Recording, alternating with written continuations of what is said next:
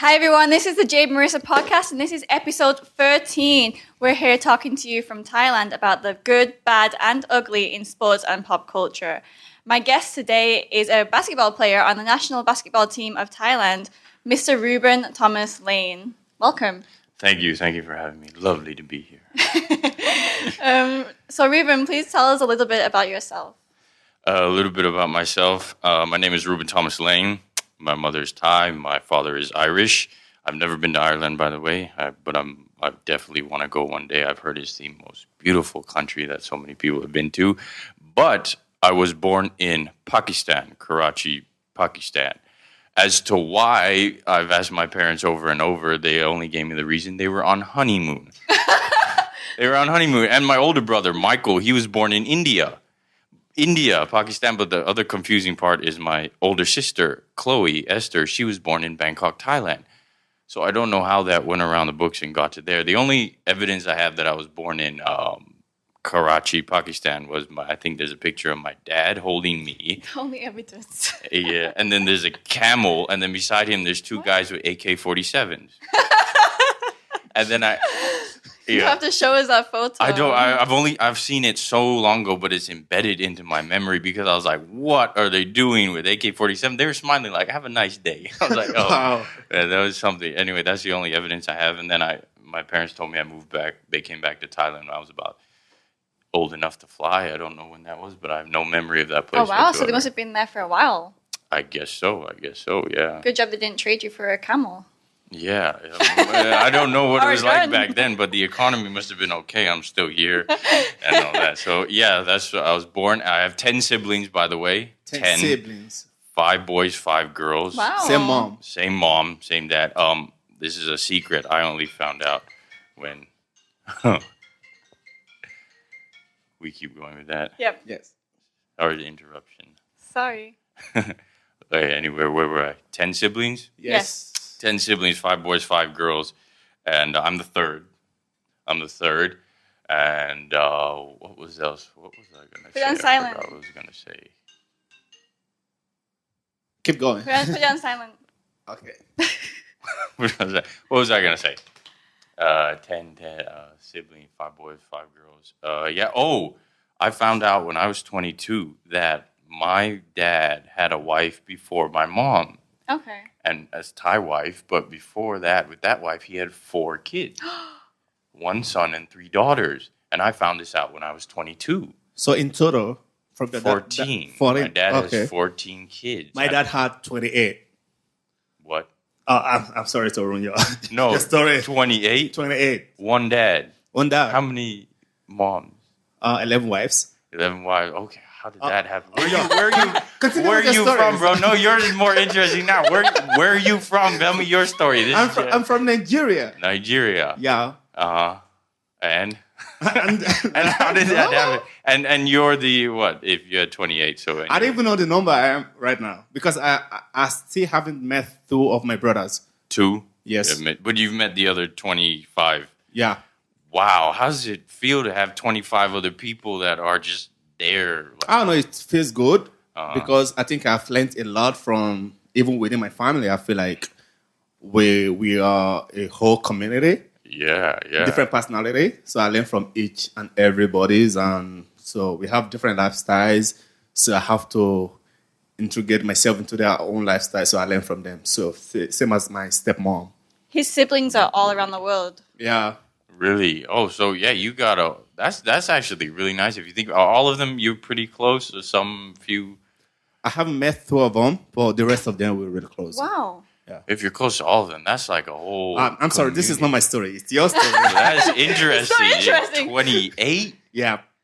Damn. 14 goes down the drain after that. What about like when you're trying to watch TV? It's a bit of a...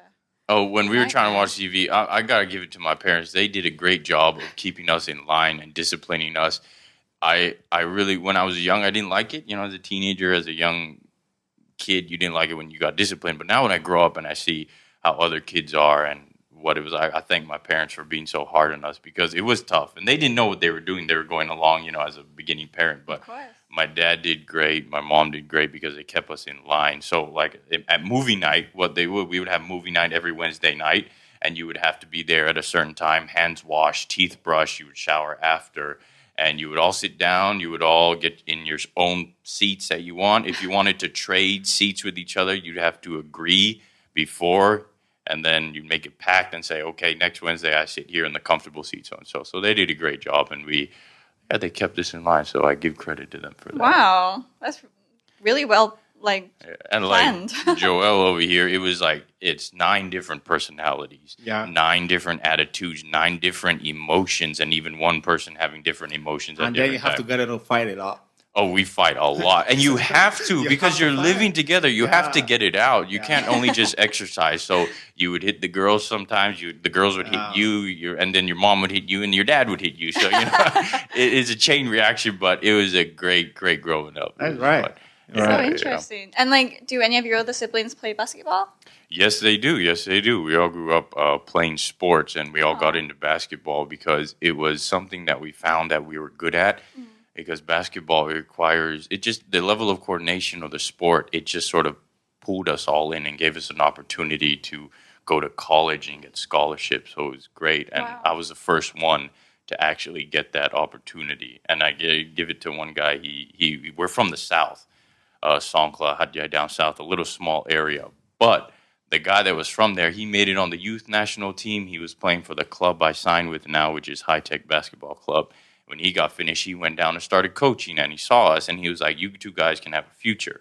And I know people that I can talk to that if you improve well enough, I can get you into university. You can have a scholarship. You might even get a master's degree scholarship. All you have to do is stay focused and play basketball. Wow. So after that, we started.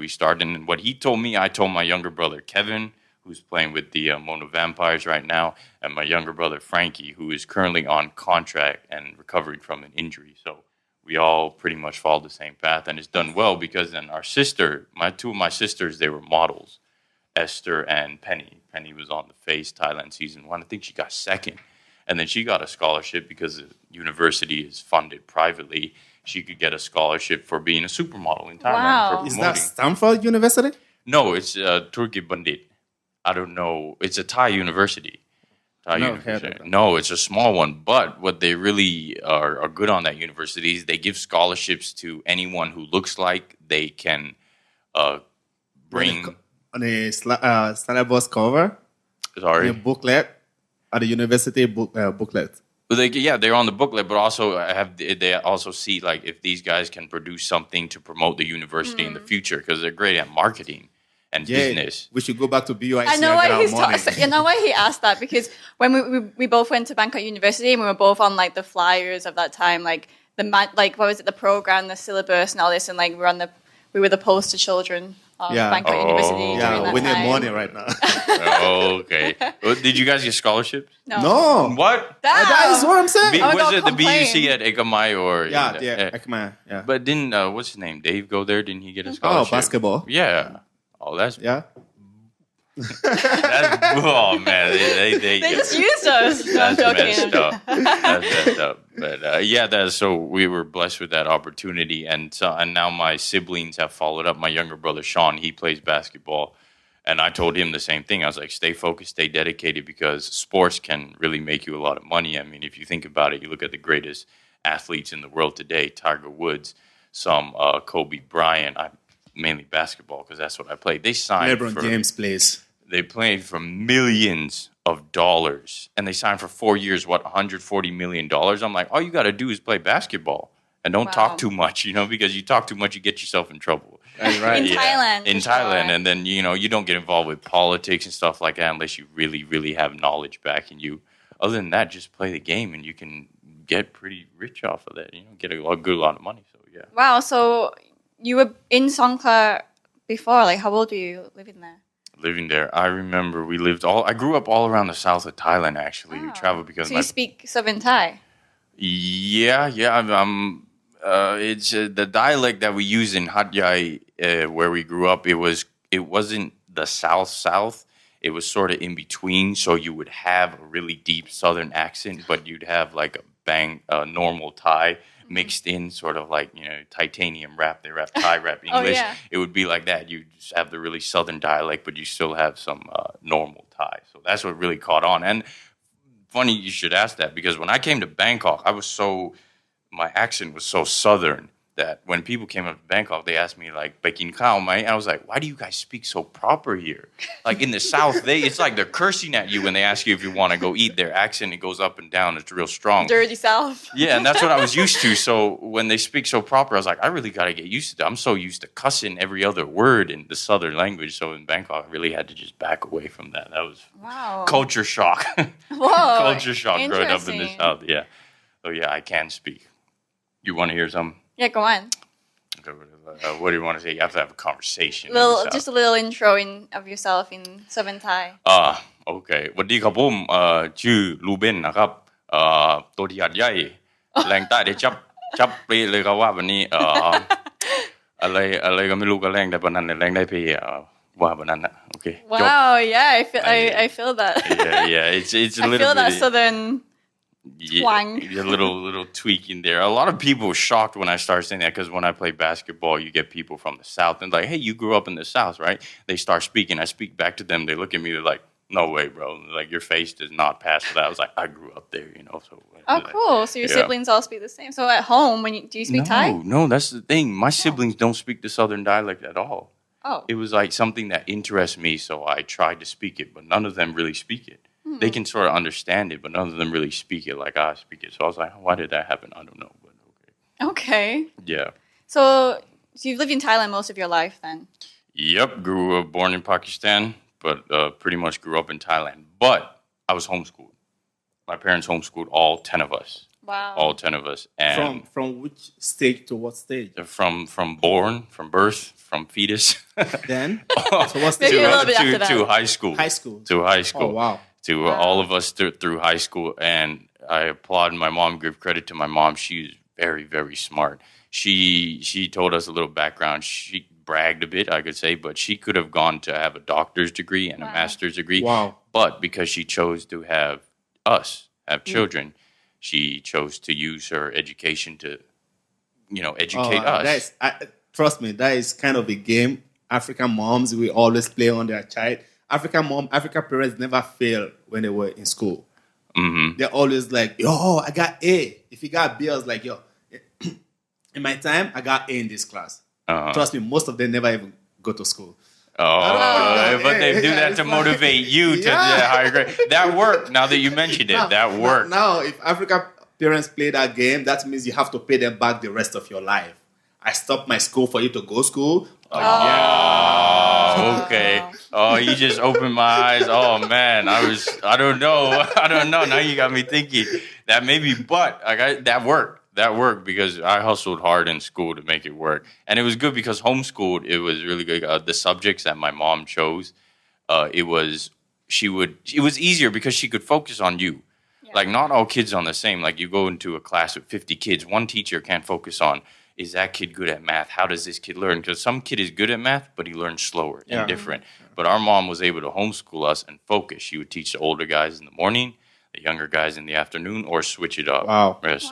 So she could focus. Like if you couldn't get a problem done, she'd sit by you and just stare at you and pressure you.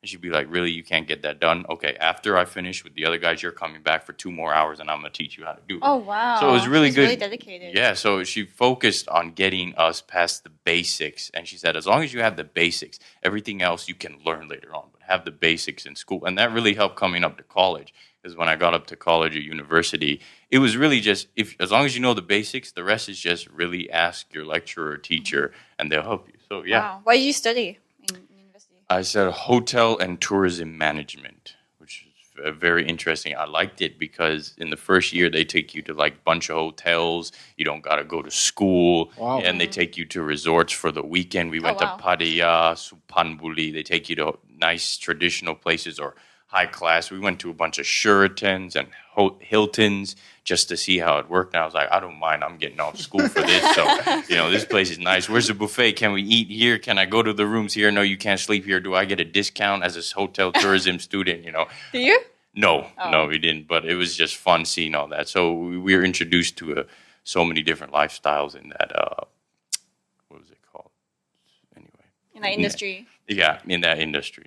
Oh, that's so cool. So then, obviously being homeschooled, you were able to play sports and play basketball a lot more. My dad was like a drill sergeant. Oh. Every day he would come home. If we were good, he would take us out. So we would play soccer, football in this little park. And if not, we'd have, dodgeball? Yeah. Yeah, dodgeball was sort of a way to get his anger out on us or his frustration. And it worked good because you had so many kids. So it was a good way for get the kids to beat up on each other without actually hitting each other. Wow. So if you really wanted to hit each other, just buy harder balls and throw it at each other and try to hit each other in the face or whatnot. And, accidents happen. But so we play sports. He got us a table tennis table. We would take turns on that. Soccer, badminton, any sport we would play. Even if it was raining outside, we'd have a little garage. He said, come out. He'd do skipping ropes, 500. We do skipping ropes. We do body weights and stuff like that. So he really pushed us into exercising because at that age, I don't know, he just loved it too. So it was really good. So that's how we grew up being athletic and getting into sports. So when did you first get on a basketball team in Thailand? A basketball team, I think my first basketball team was when I was 16. I picked up the ball when I was 15 and then played soccer for 2 hours at a park. And then when all the older guys went away, I pick up the basketball and go shoot. And then a couple guys I saw, and they're like, hey, kid, you're tall. I'll teach you little things here and there. So they shot me shooting free throws, shoot off the backboard, a little bit of dribbling. And they said, a couple months later, come back. And, maybe you can go 3-on-3, 5-on-5, and we'll teach you. So I learned little by little. Within a year, they said, you're good enough to be on the under 16. Wow. Yeah, so That's quick. Yeah. it was quick, but I give all the credit to them because they taught me the little things. But I don't know, maybe it was just me as I was a kid, but I never did anything 50%. If I picked up anything, it was either I'm going to sit down and be the laziest person in the room, or if I'm going to do something, I'm going to do it till my arms fall off. So it was either all or nothing. So when I picked up the basketball and I found it was fun, I was like, I'm going all in. So within a year, I got there. And then within the next year, I got the scholarship to come up to Bangkok when I was 17. Wow. Mind you, I really couldn't play, but I was athletic. I could dunk the ball. I could run. I could move when I was 17. So they're like, throw him into college and see what happens. So So you were playing for your college, and then you got signed to a team in Bangkok. I made the national team of Thailand first. I Wow. made the national team at 19 years old, and that was luck. I think that was luck, mostly luck, plus with opportunity, because at that time, a lot of guys, seniors, they were having family troubles, business troubles, whatever, so they wouldn't come into practice. And I think I remember someone, I think it was opportunities not given, they're taken. I can't remember who said that, but that was in the back of my head. So I said, this is my opportunity. I'll show up 2 hours early to practice before the coach comes. The coach will see that this dude's in here early. I don't care if I have talent. I'm going to show him that I'm working harder and that I deserve to be on the team. The security guard had to come in and turn off the lights and say, hey, you got to go.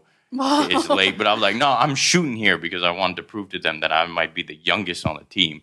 But I deserve to be on here. So I made the team at 19 in the 2011 SEA Games in Jakarta, Indonesia.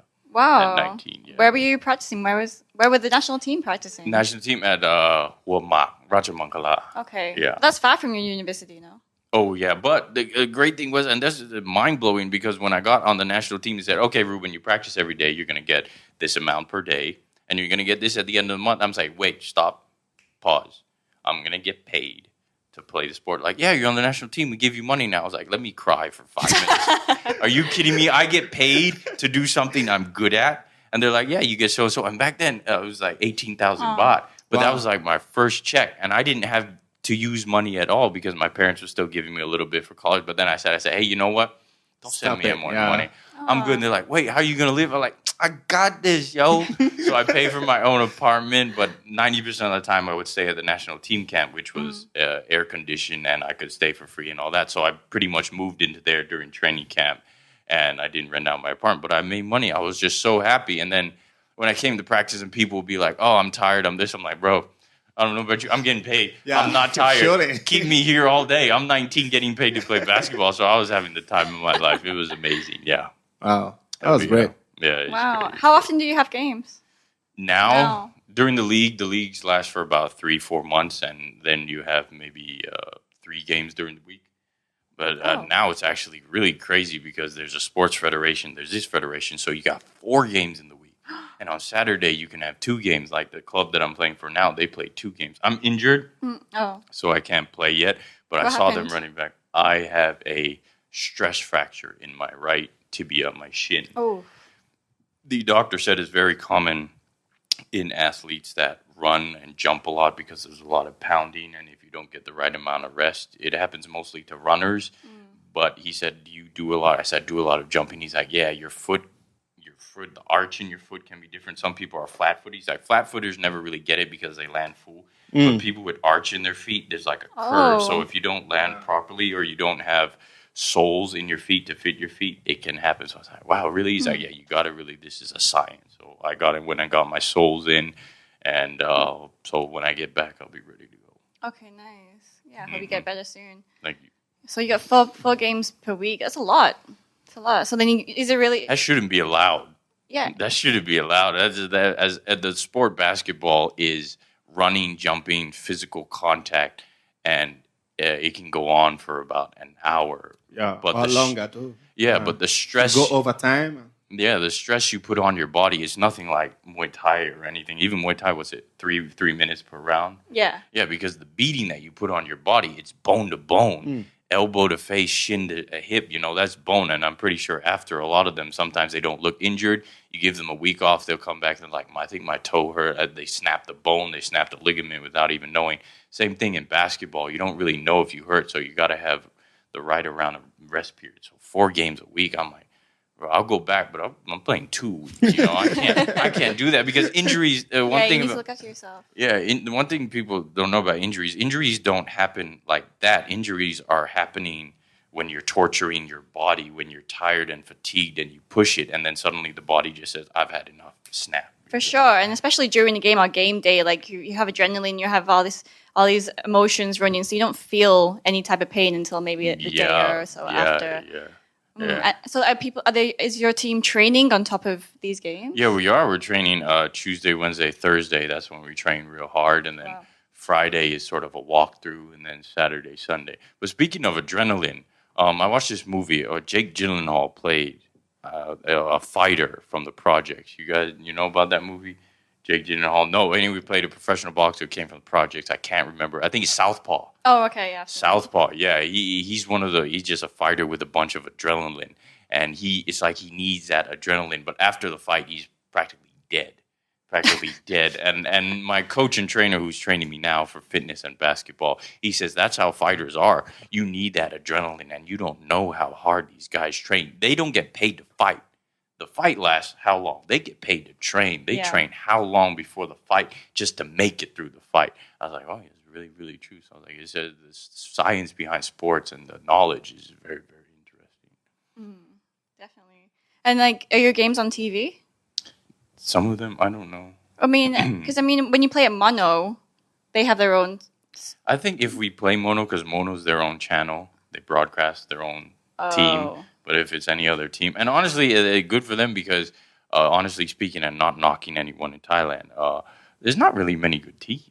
Right. There are people that like to play, but as far as skilled teams that can really compete, that if you say, oh, this team is going to compete against this and it's going to be good, there's only really 2 to 3 teams, so it's not really worth a broadcast. So what are the teams right now? Mono, High Tech, and... Yeah, there's Mono, High Tech, and Mono has a B team. Oh. Yeah, Mono has a B team. I don't know, it's called Scorpions or something.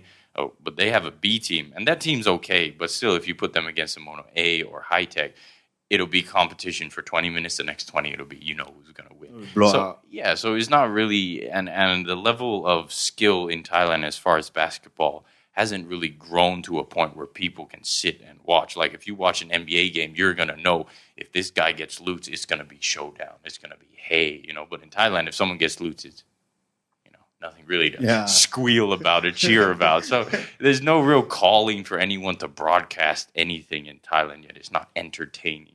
Do you think it's just because of the skill level or other reasons? I can say one is because of the skill level.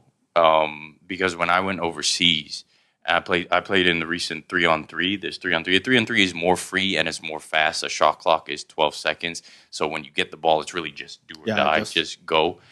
And that really works for me because I get the ball and there's no thought. It's just bang, bang. So I was there. I was dunking. I was throwing down. I was doing everything. And the people loved it because it was entertaining. And I only see a handful of people that can do that in other countries. So it has a lot to do with the skill level. But it's not the athletes. The athletes go to practice. We go to train. I think we don't have the proper training. Exactly, yeah. Training and coaches, because I'll tell you this, because, okay, what are the sports that really are popular in Thailand and Thai people really succeed at? Well, there's boxing, Muay Thai, weightlifting. They do pretty good. Yeah. They're powerful and strong. And then you have Taekwondo. Think about these sports. Volleyball too, yeah. And the few sports that are really keep the country that people know about. Muay Thai is an athletic, hardcore sport. So that means you got to have athletes that are tough and that are really, really, fit.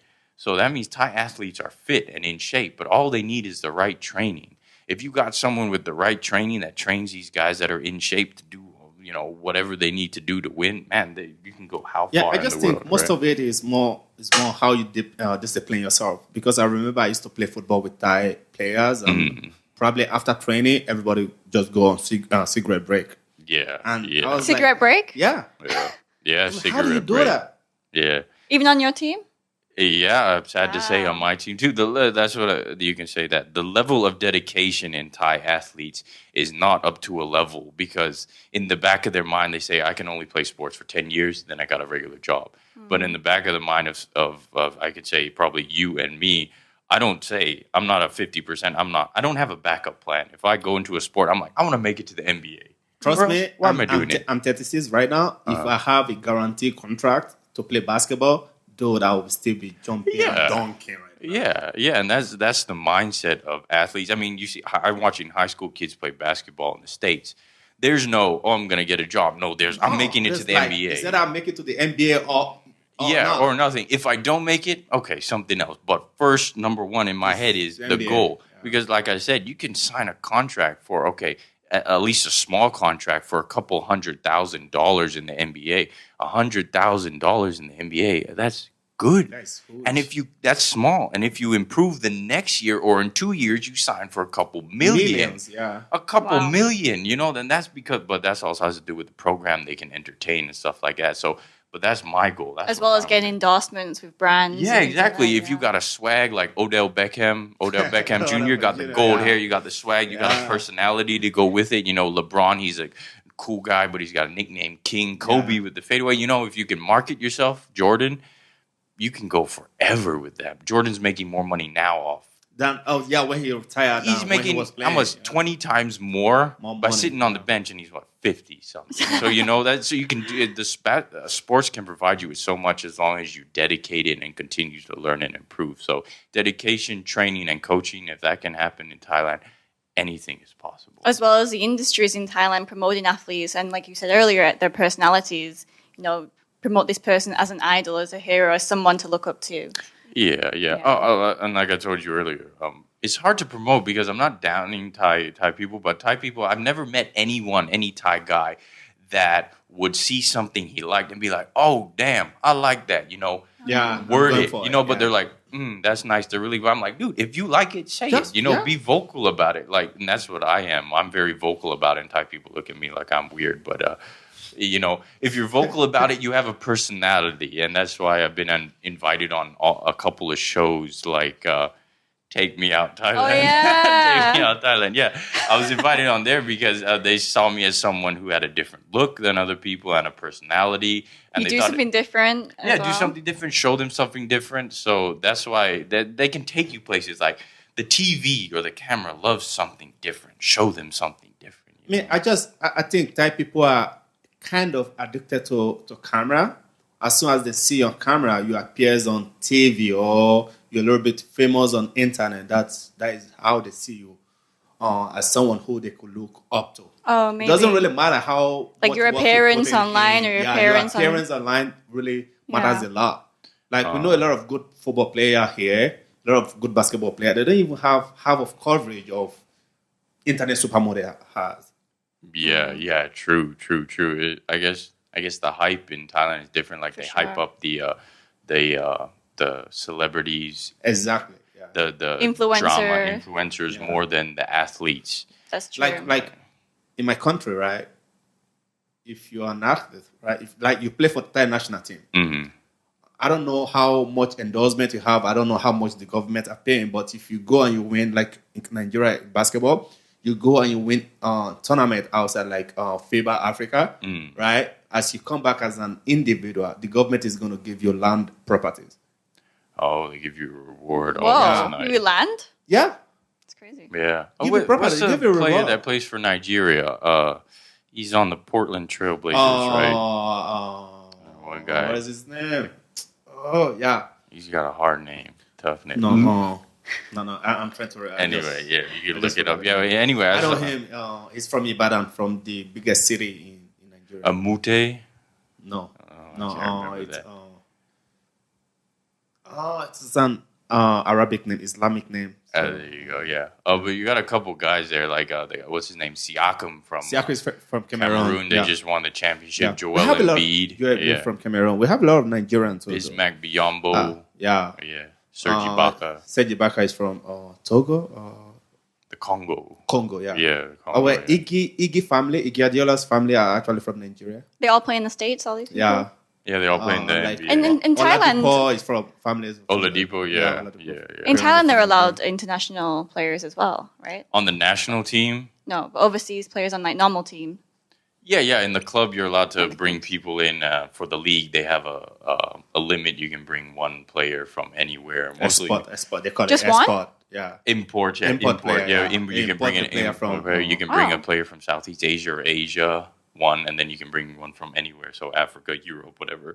Mostly, Thailand has contacts with people in the States. So bringing guys, ex-players from college. Yeah, but G League players. yeah, but the thing is, Thailand has a budget, so we don't get guys that are really, really good. Because Good, guys yeah. that are really, really good, Are they really see Thailand. expensive, Yeah, yeah. they go to Europe, they go to China, they go. There's Turkey has a huge league. Yeah. Germany and They all go to- these places. yeah, Europe, like they go Madrid. there. Yeah, huge leagues and huge money. Thailand is still really small, so you get the small guys coming in, which are still okay, but no one who's really gonna showcase real talent. Talent, Yeah. I think they need to really promote the sport first before they bring in talent from overseas. Yeah, well, that's what Mono 29, I give them credit, they really tried to do. But there's something with the system in Thailand that even a company as big as Mono, they tried to improve the national team. They came in and they were paying the national team players salaries for a year, but then they just up and quit because they said it's not going anywhere. Damn. Yeah, they went to the SEA Games, and I gotta tell you, since I played in 2011, we're still competing against Indonesia, Singapore, Malaysia, who we've always beat, and then the Philippines. In 8 years, we can't cross a single boundary. And I'm asking myself, I'm like, guys, the question is there. Why aren't we passing the people who we should be passing 4 years ago? Right. I mean, you got to see some improvement within 3 or 4 years, but we have no improvement. So I'm like, guys, what are you bringing in? You got to see that it's not the players. Thailand has athletes.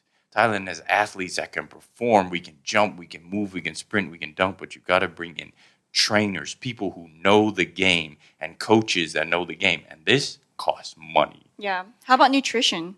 Do your Nutrition. coaches- Oh, definitely nutrition. Like you said, after the game, they go out and they smoke a cigarette. Cigarette. Oh, they go out and Pizza have here and a there. bowl of noodles, Yeah. which is, you get occasional, but you got to have nutrition. You got to have your vitamins and proteins. You're running on the court in practice for 2 hours. You got to know what you're losing. You got to know what you need after that. So, you can't just go and eat common guy after every meal or a bowl of noodles and then go have a couple bottles of beers with the homies. No, if you want to really get somewhere, you got to really but that also have to bring in people with knowledge, because you've had people that come in and say so and so and so, and I'm like, that doesn't work. So you got to bring people with knowledge. I got to tell you, Phil Jackson.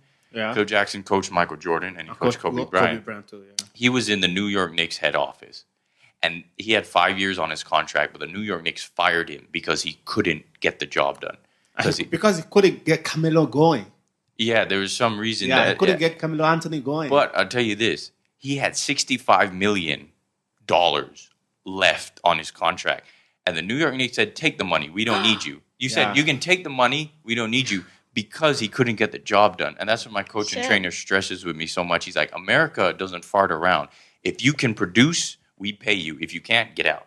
Wow. Exactly. Yeah. And that's what Thailand mentality needs. You don't need, I've known you from high school. You can be the coach. I Yeah, that's so don't true. think Thailand is built for that, because And they have this thing. Nobody want to offend anybody. We just want to keep the Exactly. Yeah, we just So want to it's keep. gonna be it's gonna be difficult. It's gonna be difficult. Yeah, exactly. That's what I grew up. Even though I grew up in Thailand, I've always had that mentality. Like, if you're not helping me, go the other way, and that offended so many people around the world. But I was like, I need to improve me. You're not going to pay my rent. Yeah, you're not going to pay for my food.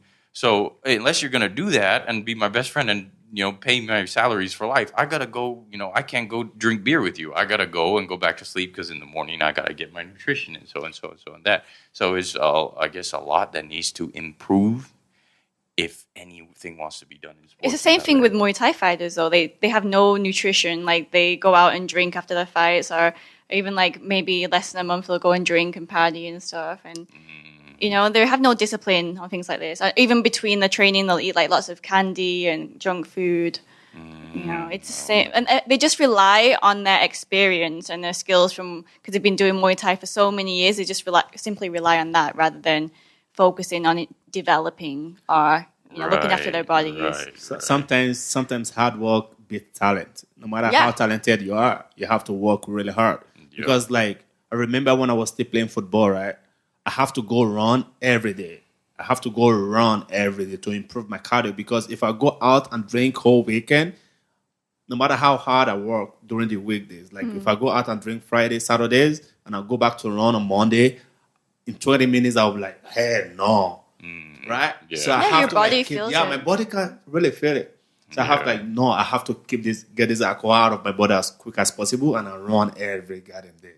Right. But that, credit to you, that was your mindset. You had to discipline yourself and tell yourself that, no, I'm not going to. And unless the person that you are, the person that they are, if they cannot take themselves away from that, then they themselves will never improve, no matter how good the training is or the system around you.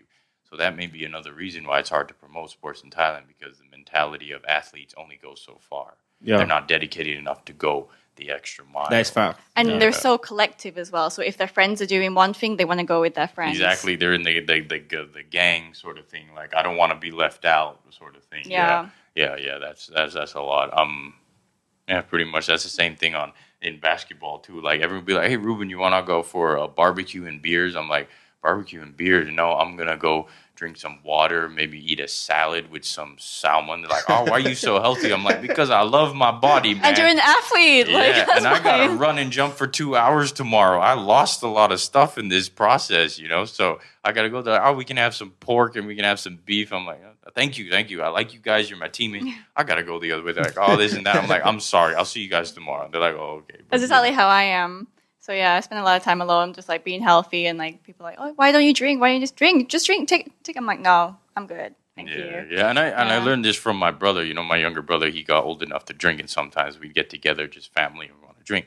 I offered him a beer, and he just said no. I offered him again. I wanted to see what he was going to do, but he stayed strong to his will. He doesn't want to drink, and he said no, and he's my younger brother. I said, see, that's the type of dedication that people need to have. I'm his brother. He could have been nice to me and took the beer. Take it, yeah. But he said no. He said no to his older brother. He was going to point at me and say, Reuben, take that beer away from me. I said, that's the attitude you need. I like that. Yeah, he was going to fight me. I was like, don't hit me. I was just testing you. But when you want to get somewhere, 24 hours of the day you have to be dedicated. If you're not doing it, you're thinking about a way to get better, and that's great. Yeah. I feel like your parents put this mentality into you as well. Like, by how you were describing how they set up your homeschooling and things like that. Like, it seems like they're very disciplined, and this is the way things should be, and that's kind of your mentality now.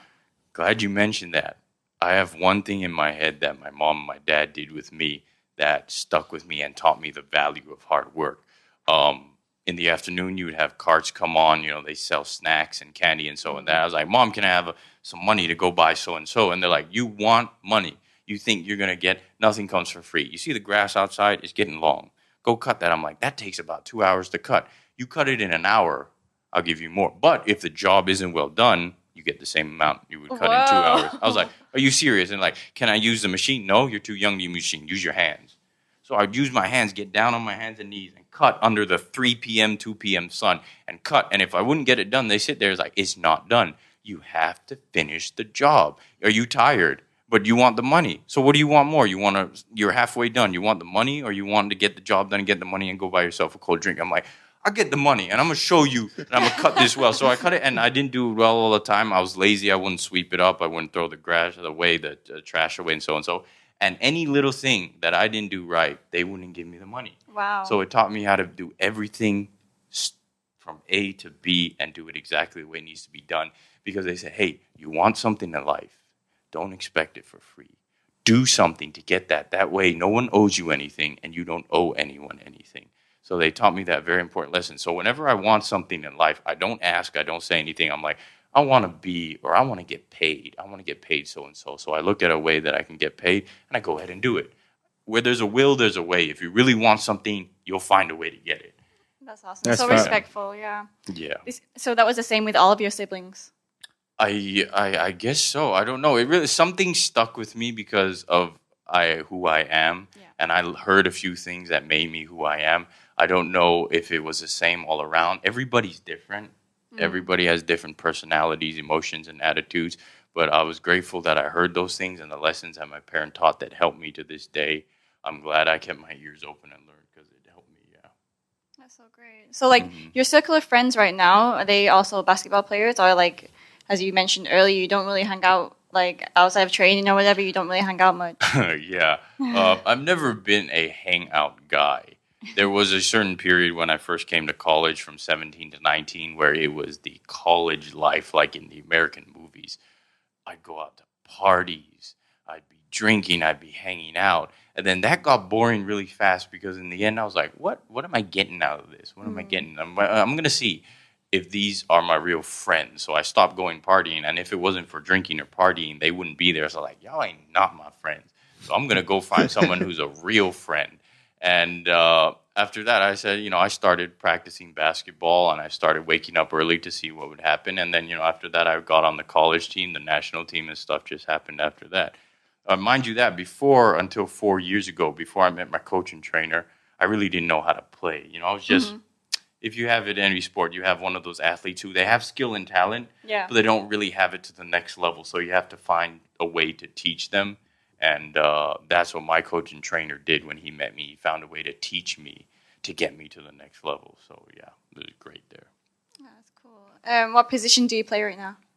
Every position. Oh, really? I'm Michael Jordan. You put me in any position, I'll give it to you. I'll score on you near the basket, outside, Stephen Curry, half court. I will give it to you any way you want it. I got it. T-Mac said that, by the way. Oh, Tracy, yeah, I want to ready. play you one-on-one. Oh, one-on-one. Man, After this podcast, it's I'm going to on. play one-on-one right now. I'm still injured now. Wait till I get back in shape. That is the best way I can beat you. No. I want to beat you when you're injured because I know if you're not injured, I don't stand a chance. Oh, okay. Yeah. But I play small forward or shooting guard, sort of position that Michael Jordan and Kobe Bryant play. If you know now, the guy that won the championship, Kawhi Leonard. That's how I play. I'm not as good as him, no way, but that's sort of my position. So you're more of like two-way player or just offensive player? I'm two-way player, definitely. I'm really good at scoring the ball. I can play defense. I'm good at defense in a little bit of ways, in certain ways, but I'm not really known for my defense. I'm known for your offensive 30 ability, points a game. Oh, wow. Highlight dunks. Yeah, the last Thai league I averaged, I think, about 30 points a game. Woo. Yeah, 30 points a game That's when great. I got to play in under about 20 minutes. 20 minutes. 20 minutes. Given the competition that I played against wasn't super. It wasn't like I was going against a guy who wanted to destroy me. Yeah. It was guys that, they give up after 25 minutes. So all you had to do is run them into the ground and show them that you're boss. And some of them will get in your way, some of them will get out. But I'm bragging a little because I haven't seen anyone in Thailand average 30 points throughout the league. That is really points. not even the import players, right? Yeah. We got one import player. I was really mad. I was like, I'll tell you a story. There was Michael Jordan and Scottie Pippen. Yeah. They played, and they wanted to bring this new guy in from Europe. And the coaching staff, they're like, oh, that guy's great. Michael Jordan said, it's like we're his sons. And he's looking at another guy telling that son is better. So they got mad. And then they played in the Team USA, and they killed that guy. That guy had 0 points. And he was so frustrated. And they're like, that's not your fault. That's our coach's fault for liking you. We showed you what basketball is. And that's how I feel when they bring anyone in and they compliment. Oh, this guy scores so many points. I look at them like, I'm going to show you. Put me back on the floor. You compliment me. If you don't compliment me, I'm going to stare at you like, hey, you got one right here. What you yeah. It's personal, and it's that fire that you just got the Kobe mentality.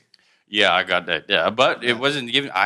Someone had to drill that in. My coach and trainer drilled that into me. He knocked it into me like a hammer. He's like, you got to have that killer mentality. Nobody's your friend on the court. Yeah. You can shake hands after the game. Right, that's the same in every sport. When you're an athlete playing in any sport, Like, and I didn't really understand that. But he taught me it, and he taught me how it's done. And now that's what I have. I'm like, you're not my friend. You're not my friend. Even if you're my brother, like my brother, if I see you, I'm like, I'm going to kill you. Not literally, but, I'm going to destroy you on the court. So, yeah, that's one really important thing, too, to be a successful athlete. You got to have that fire, that Kobe mentality. Yeah. Totally agree. Do you remember when you dunked your first basket? Yeah, I didn't know how to play basketball. I was 15. How do you don't know how to play basketball but you know how to dunk basketball? Because I could jump. I was athletic when I was a young kid. I know I could jump off trees. I could jump off walls. I could jump over so-and-so. I just loved to jump. I was athletic. So when the court was cleared at 10 p.m., all the older guys went home. I went down. I was like, see how high I can jump. So I ran. I went bang. And a couple of the guys that were sitting down, they turned around. They're like, what the? They're like, hey, you kid, do that again. I was like, you mean do what? Do the dunk. And they're all hyped. They're like, that's amazing. That's amazing. I was like, what did I do? They're like, you jumped and put it in. I was like, I do that a lot. So they're like, okay, do it again. So I did it again. I'm like, wow, dude, you can actually do that. So, yeah. Keep going. Okay. So I was 15 when I first dunked. 15? When you fall? 15. I didn't know how to play basketball yet, but it was then when I showed them, and they're like, hey, come and we'll teach you how to dribble. Some people just born with it, I think, Yeah, I definitely, that was a gift. My athleticism was a gift. I can jump really high, too. Like, well, both of you are tall guys. I'm not that tall. I'm like 6'1", 6'5", yeah. Yeah. So I think when I started playing basketball late. I think I started, I played like back home, but not like just rainbow around, not like serious because I play football more. So when I moved to Thailand and I started going to so I took this class. I have to play one sport in the college, right? So I choose basketball. Is it in Nigeria? No, in Thailand. Oh, okay. Yeah. So I started playing basketball with, I just go to the gym, play basketball. So as like black, big, and the team was like the coach of BYC team basketball. So I was like, yo, do you want to play? You can just play and we coach you through. And it took me only 1 year. And that 1 year I can jump, I can dunk, but I didn't really, but before you could be able to, there's a method for you to jump and dunk. No matter if you don't know the technique, there's no way you can, no matter how tall you are. Yeah. Right? So then after 1 year, I can jump, and my defensive ability was really great because like I play football, my footwork is like, it's like there's no way you can go through me. I don't know, man. But now I still can dunk, but I think it's gonna be 2 out of 10 attempts. Dude, I'm old and fat.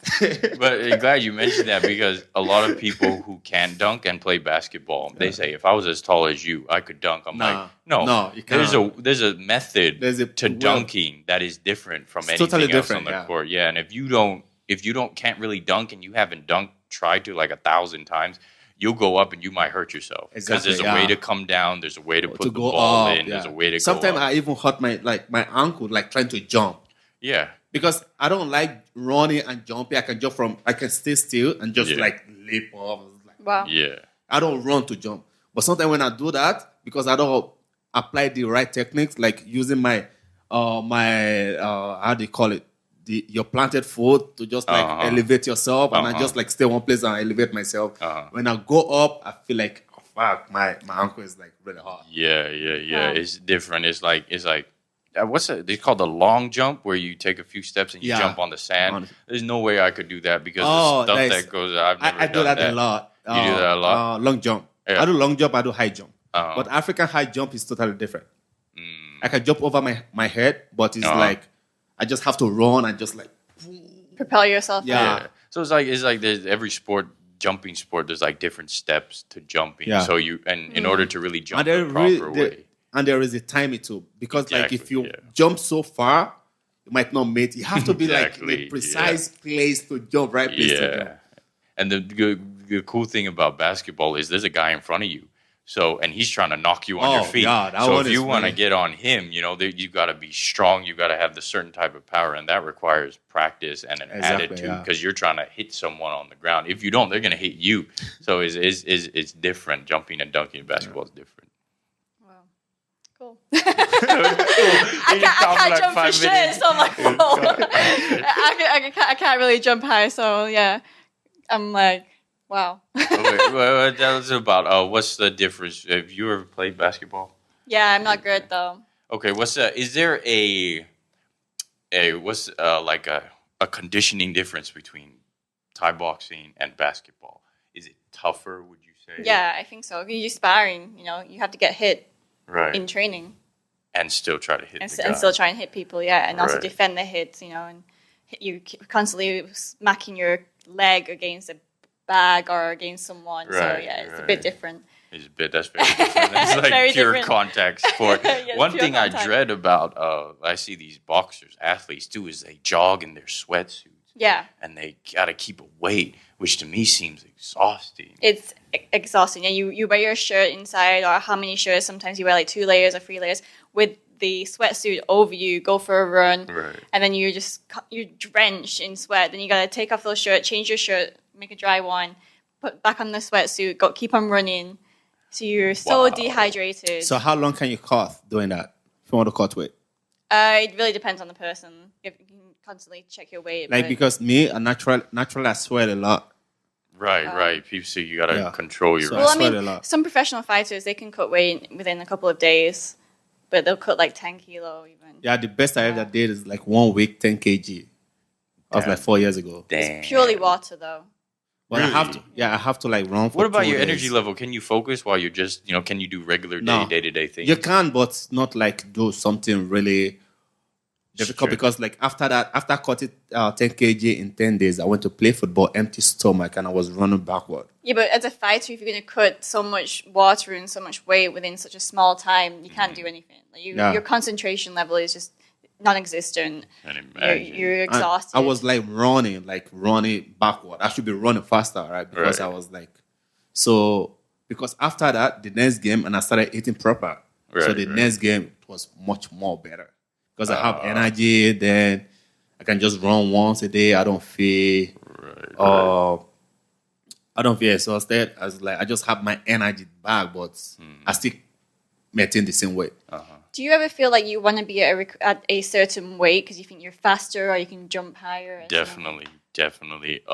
And the way your muscles have to be trained, your body has to be trained in certain areas to play basketball. Like you definitely cannot train your legs to be bulky, and you got to train certain parts of the leg to work harder in a different way. Like you can go to the gym and do weights, but then you got to make sure your legs stay programmed to jump if you're a jumper. And there's weight, even not only your legs though, and your arms. Like there's because I remember I finished working out and I went to play basketball with my friends, right? And I feel like when I shoot, I was releasing so easily, but the ball was moving really faster than my normal muscle memory, right? I was like, because I was lifting heavy weight and explosive power. Exactly, yeah. It was so easy. I thought it was going to be air ball.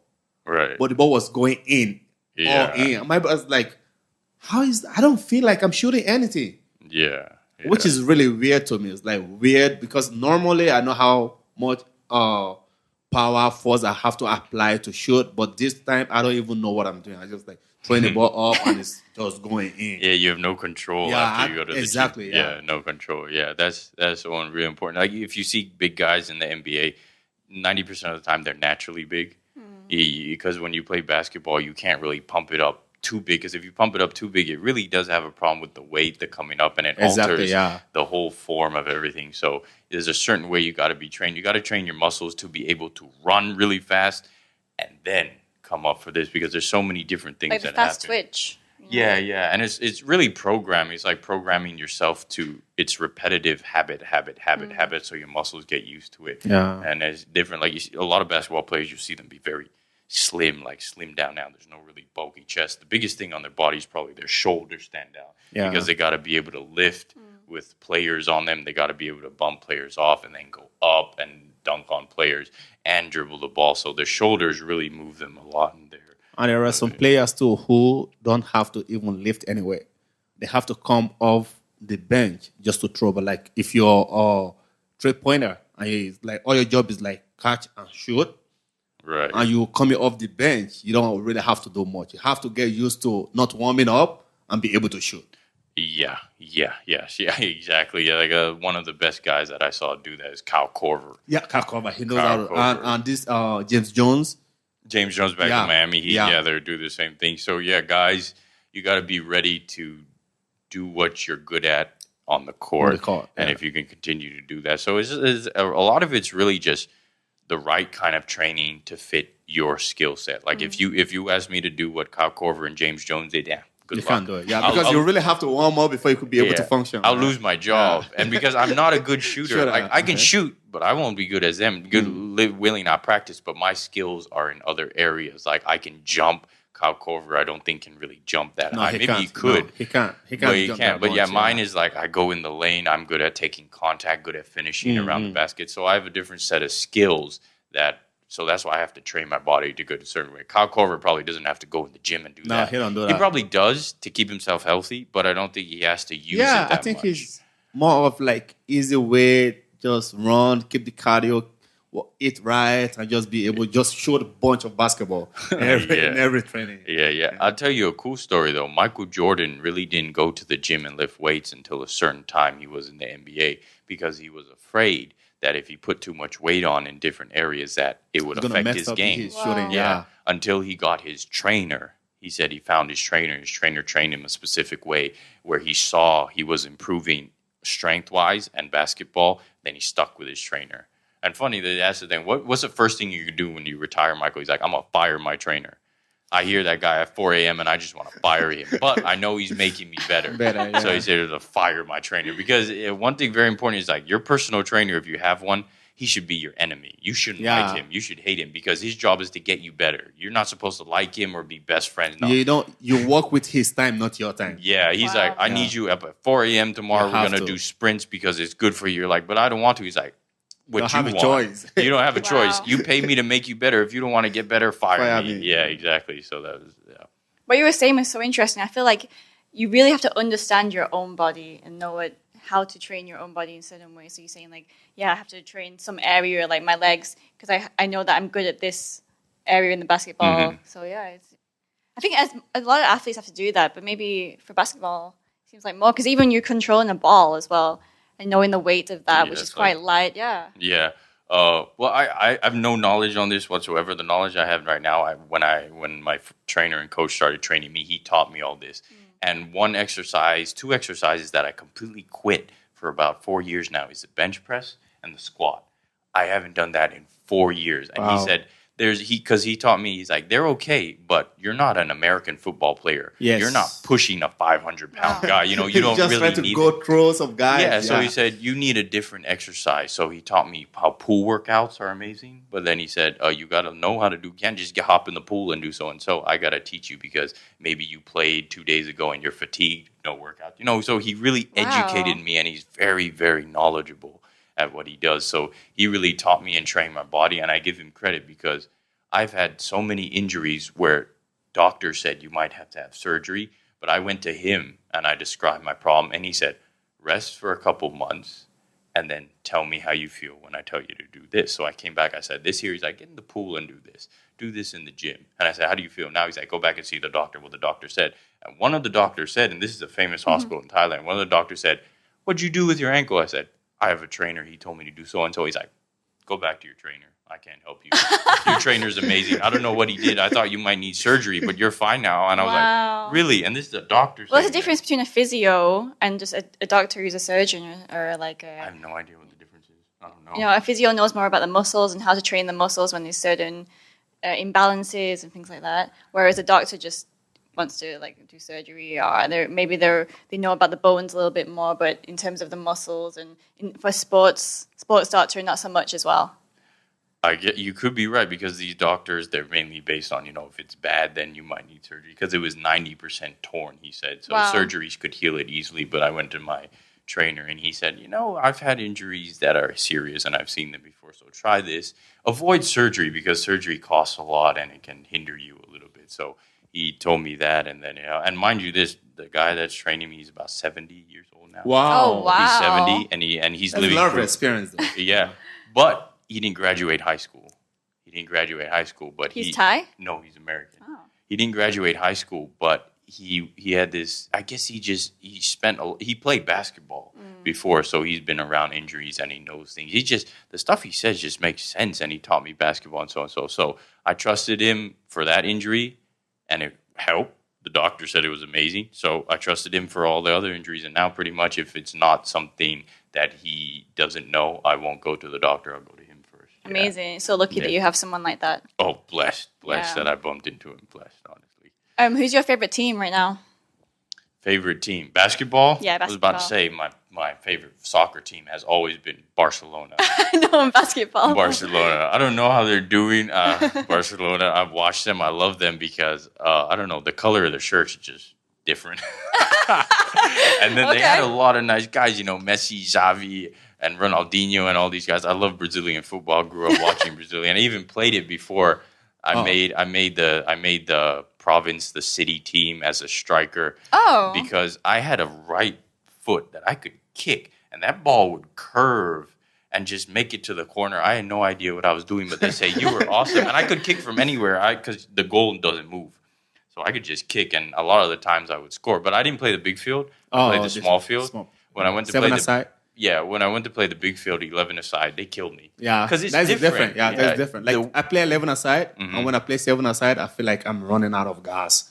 It's very different. Probably after 20 minutes, I was like, no, I want to stop. Yeah, it's very different. Like when I played 11-a-side and they put you as striker, I was like, 90% of the time, nothing happened. I was like, guys, I'm just standing here. And they're like, don't go back on defense. I'm like, well, what am I doing here? They're like, the ball's not getting to you. Just stay there. If the ball comes and you try score, if you can't score, I'm like, but I feel very useless. And they're like, but that's your position. If they can't get the ball to you, it's their fault. I was like, but I like 7-on-7 because everybody's involved. Everybody's involved, so that was fun. But 11-on-11, it cut me out. I couldn't make it. It was a different game. And guys are more physical in 11-on-11. They seem stronger and all that, so I was like, no, I can't do it. Because like 11-a-side, you need your sprint has to be like a little bit longer, not like short range sprint. You have to be able to keep your energy run at least 50 meters with the ball. And then when you go up, like I play right back, so I have to attack, go up, and I have to fall. Like when we attack, I have to go up. When we defend, I have to come down again. So you're on the side where you go. Yes, exactly. So I did so much energy. Yeah. You're the tired part. Do you still play football? Occasionally, I can still kick, but I try to stay away from it because I'm focused so much on basketball and training and all that. Injured. Yeah, because I played soccer one time. I played with a couple of guys from college, and they tackled what they see in a pro league. They tackled your sliding. And he hit my ankle and it twisted. And I was looking at him like, bro, you don't even play professionally. How do you think you knew what you were doing tackling me? And I don't play professionally. I'm just running with the ball and you slide on me like it's a pro game. Now I twisted my ankle. What am I going to tell my coach? And then so I had to tell my coach I slipped or whatever. But but I was like, I'm never playing again because it's just too risky and I'm not getting paid that as a hobby maybe. But no, I don't. Yeah, the same thing happens to me too. Like I was playing basketball with this Bangkok University varsity team, which is friendly. And this guy is like a little bit taller than me. And I know what foul is. Like when I'm standing and I'm taking a charge, you don't just jump and run over me like that. Yeah. And he just come up with his knees everywhere. Calm down. That's Thai style. Yeah, we just play for fun. Just because a black man is standing like, right we do Muay Thai though. Doesn't mean you have to kill me. That's funny because believe it or not, I think Muay Thai is like in Thai people's blood. Yeah. When they fight, even though they don't know how to fight, they kick all the time. Oh man, they'll kick it's you. Like natural. Come straight with a kick. I'm like, did you study Muay Thai? They're like, no, it's just my freaking instinct. I'm like, damn, bro. They come at you. Come with a flying kick. Yeah, with a flying kick. I'm like, you watch too much movie, but no, it's in their blood. And that's what makes Thai people such good athletes and especially guys from the South. I know guys from the South. you got some of the meanest athletes from the South because their attitude growing up from the South is just a little bit meaner. It's like growing up, and I don't know why, but some of the best athletes that I met are from the South. Wow.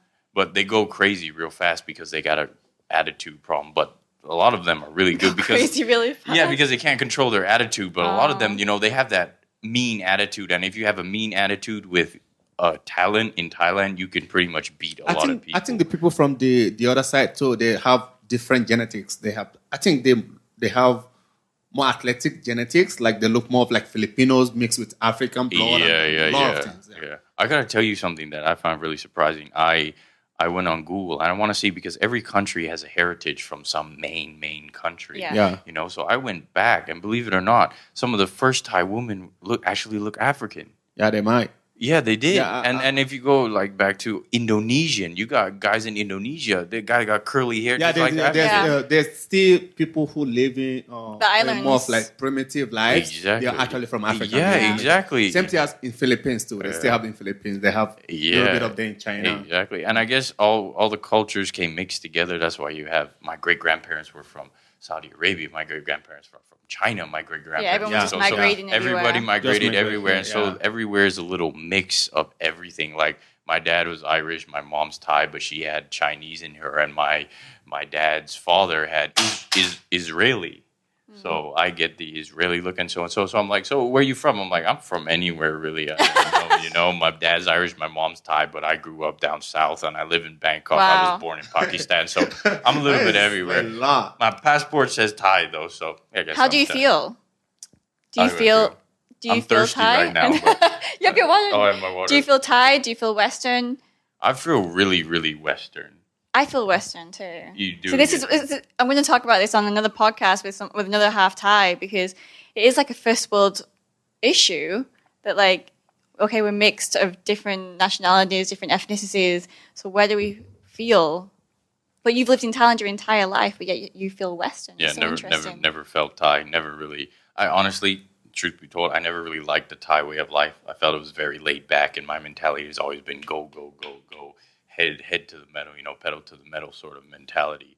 And Thai people very laid back. I'll get a stable job. So I'm like, a stable job, bro. I'm gonna make millions playing a sport that I'm good at, or I'm gonna play the guitar and be Ed Sheeran. I always had like my goal is like so far beyond everyone else, and they would always say, "Oh no, you don't do that." I'm like, I'm not listening to you. Good. It's the best thing is not to listen because a lot of people, they do. They put you down do, like, yeah. oh, tell me that. Like, you cannot do that. They I'm don't like, know because that's what they're taught. They're brought up in a society that teaches them this way is good, everything else is bad. So when they see the other way that people told them are bad, it's automatically bad because they're in a culture that tells them that's bad. Yeah. So I'm like, I don't agree with you, but I'm not going to throw it in your face like I don't agree with you because you're a nice person. You just have that belief. Allow me to believe in my dreams, and you can go believe in yours, and then we'll be cool. Peace out. That's totally fair. They just want you to be supermodel. Yeah. Yeah, all about looks. Mark. Lama. Oh, bro. That means handsome, very handsome. Okay. Oh, whoa. That's a real thing. And I didn't know what was going on, but I was the first half Thai, half whatever to be in my college. Oh. So I received a lot of hate, but I didn't pay attention. Hate? Yeah, a lot of hate from the guys. Falang. Yeah. Which means foreigner, Yeah, non-Thai. the guys would actually, they didn't really like me because the girls would just like, even if I wasn't really good looking, but I was just the first half. So it was like, new guy, new thing, fresh meat sort of thing, And that was really what they called me in Thai, fresh meat. And I was like, I'm loving it. I don't care. The girl. Let eat him. Back in the day, like girls that were born in the 80s and came through the 90s, they had a different vibe about them. So when they were 25 and I was sort of 17, they were 7 years older. Whoa. They were in a different generation and they were very free and very open about, whatever they wanted. So they would come up to me like, hey, what you doing tonight? I'm like, I got practice and you want to get something to eat? I'm like, where? Yeah, we got a bar down here. I'm like, that's a girl invited me. You'll never find that nowadays. But back in my college, I would find almost every girl. She would come up to me. She'd see me over there and she'd walk up like, are you eating alone? I'm like, yeah.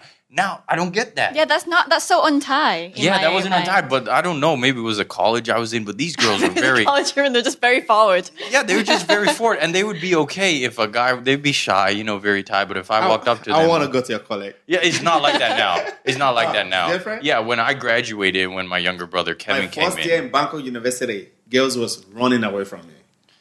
Oh, Big black guy. You wear deodorant, you spray, you brush your teeth. They were running from far. Oh, they saw you and they're like, I'm out. No, I'm out. Oh, well, that's mean. Oh, no. Anyway, back to basketball questions, though. Okay, back to basketball. I asked you, who's your favorite basketball team? Oh, team, I went so far away from that. Yeah, I'm so far sorry. away. My favorite basketball team for a while has been the Denver Nuggets Denver Nuggets. and the Memphis Grizzlies. I like them because when Iverson and Anthony went out, their coach got them to the playoffs every year, and they looked a very good team. They looked like a very good team, and the champions were the champions, and they were great. But I like to see what other teams were doing and pick what other teams were doing. Sorry. And Joel, how about you? I don't have team, but I have best player. Okay. Lebron James. Hey. So I've been following him since Cav, then Miami, back to Cav. Now I'm not a Laker fan, but I'm LeBron James fan. Oh, LeBron James. Oh, he's 34. That is and the guy king, looks man. incredible. King of basketball. Guy looks incredible. Also, your favorite player? Kobe. No. Let me guess. I don't have a favorite player. Oh, I have Honestly. favorite player. I don't have favorite team. Okay. I don't have a favorite. I never had a favorite player. I've always just watched what every guy does good and sort of put it into my game. Implement it in your own game. I've always makes liked sense. that. Yeah, because That's this a guy, nice way to think about it. Yeah. because Kobe was amazing at this, LeBron was amazing. I'm like, I can't pick you as my favorite because he's really good at this. He's really good at this. He's really good. So I'm like, you know what? You're all my favorite. I'm gonna pick and choose from what I can from you, and put it in. Yeah. Unlike Dave is greatest bad one ever. Sorry, Dave. Greatest what? Bandwagon. What's bandwagon? Oh, man, Okay, bandwagon. so I'm gonna tell you this. He's always with the team that is winning. I know him as a Lakers fan. Then Now. he went to now he's back to Lakers. And then he was Lakers fan. Then he went to Spurs. Then Golden State. Then he's like he's always against any team LeBron You're James is. listening to this, Swaggy. You listening to this? I call him Swaggy now. Yeah. So I am Swaggy Dog. Yeah. yeah, Swaggy so Steve. now it's back to Lakers. So we are on the Right. same page. Not really same page because I'm not a Lakers fan. Yeah. But LeBron James is playing for Lakers, Right, so I right, have to support him. Yeah. By the way, Dave is our mutual friend. All of us know Dave. Yeah. I think Dave should come here next. Swaggy Snoop. So- Also Yeah, invite him on the show. national He Thailand might. basketball player. He made it on the Sea Games the same year I was born. Oh. He's a year older than me, but we were roommates because we were both half, and we weren't really accepted in the community. He wasn't because he was. There was one day. I don't know. This is private. So I shouldn't be sharing this, right? Me and Dave were. But you're going to? I'm still gonna say it This is anyway. private. Go Because that's ahead. my brother. Shout out to Dave anyway. Yeah, shout out to Swaggy Snoop, bro. We're talking about you behind your back. So it was at Sway, and it was like really, really, really, really. I mean, like late. Everybody's a little bit drunk, tipsy and shit. So he was like, "Yo, I play basketball for national team. Why nobody knows me?" I was like, "Calm down. This is Thailand." Ain't nobody know you, bro. Even he walk into university, walk into the classes, thinking he's so cool, coming late and stuff. Yeah. Calm down. Just calm down. This guy, he has an aura of self-confidence that I find so amazing, but yet at the same time, he's so not confident. He's so friendly with everyone. So Yeah, humble. but he's so easy. Like, you tell him one thing, and then his confidence will go down. Just go down, yeah. Yeah, but he looks so confident because of the way he walks. He's like always manly and all that. But then on the other time, he's a really nice guy. I'm like, Dave, what you gonna choose, man? Find a balance. Dave you have- Susu. You have to be the villain, man. You can't be the Mr. Nice but guy all the time. He's been my homie. He taught me some of the ropes about Thai culture because when I came in, I was really foreigner, and I was like, if anyone talked to me, I'd talk back to them, and they'd be Yeah. like, no, you can't do that to Thai people. I'm like, why? If he can shout at me, I can shout at him. But they're like, Totally. Dave was like, no, I can't do that. Can't do that. But I was like, okay, what do I have to do? He's like, just let them shout. I'm like, can I hit them? He's like, no, you can't hit them. I was like, bro, I want to do something. But then I also learned from him because he got picked on a lot because he was a big guy and he was actually really talented when he was young. So he would beat the He's other. half Thai, half what? I Half think Indian. Half Half Indian, Indian?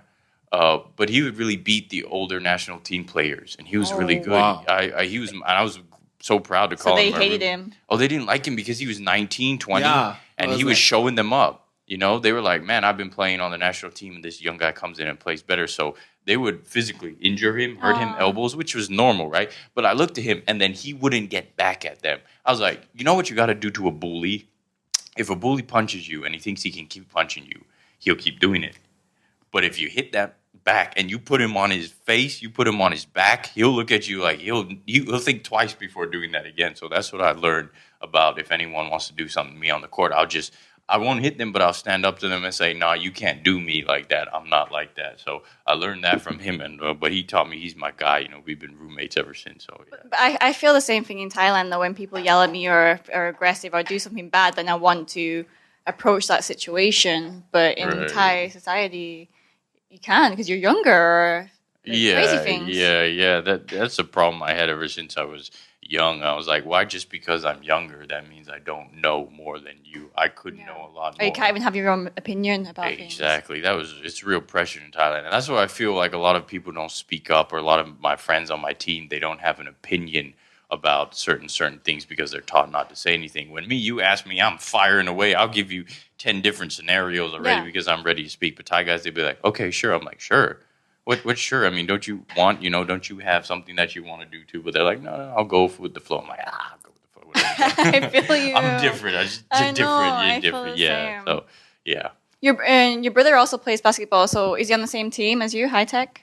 My younger brother he's recovering from injury, Frankie, but Kevin is on the Mono Vampires. He's recovering from his injury too. And my younger brother, you're all injured. Oh, wow. That's strange. It's just the season. It's just the season. I don't know why, but as of late, I've been putting a lot of pressure on my body playing and training. So, and this is just one of those injuries that it just happens. You know, after a long time of training and putting pressure on your body, you get injuries that your body can't take. So you just gotta rest and then come back later. But other injuries happen that can take you out: a twisted ankle, a bruised knee. Because you have so many joints in your fingers, you can sprain this, sprain that. In basketball, anything poked in the eye, torn here, you forget to pull out your earring, they pull it out for you. You get just different things that happen that can set you on the bench for a while. But you come back, you work hard and you get back in. So, yeah. Have you ever played against your brother then, professionally? Man, I just saw this picture on Facebook 5 years ago. I dunked on my brother while he was playing. This was 5 years ago. I was so proud of that moment. Reshare. Because he is a really good defender. Like, Kevin he's really quick on it. Like, you can't get past him. So when I dunked on him, and he jumped just as high as me, but I just had the great angle on him. So he almost got me, but I dunked on him. I was like, yeah, that he's just one of the things that keeps me going because I know my brother is good at so-and-so. So if I ever meet him, I want to beat him.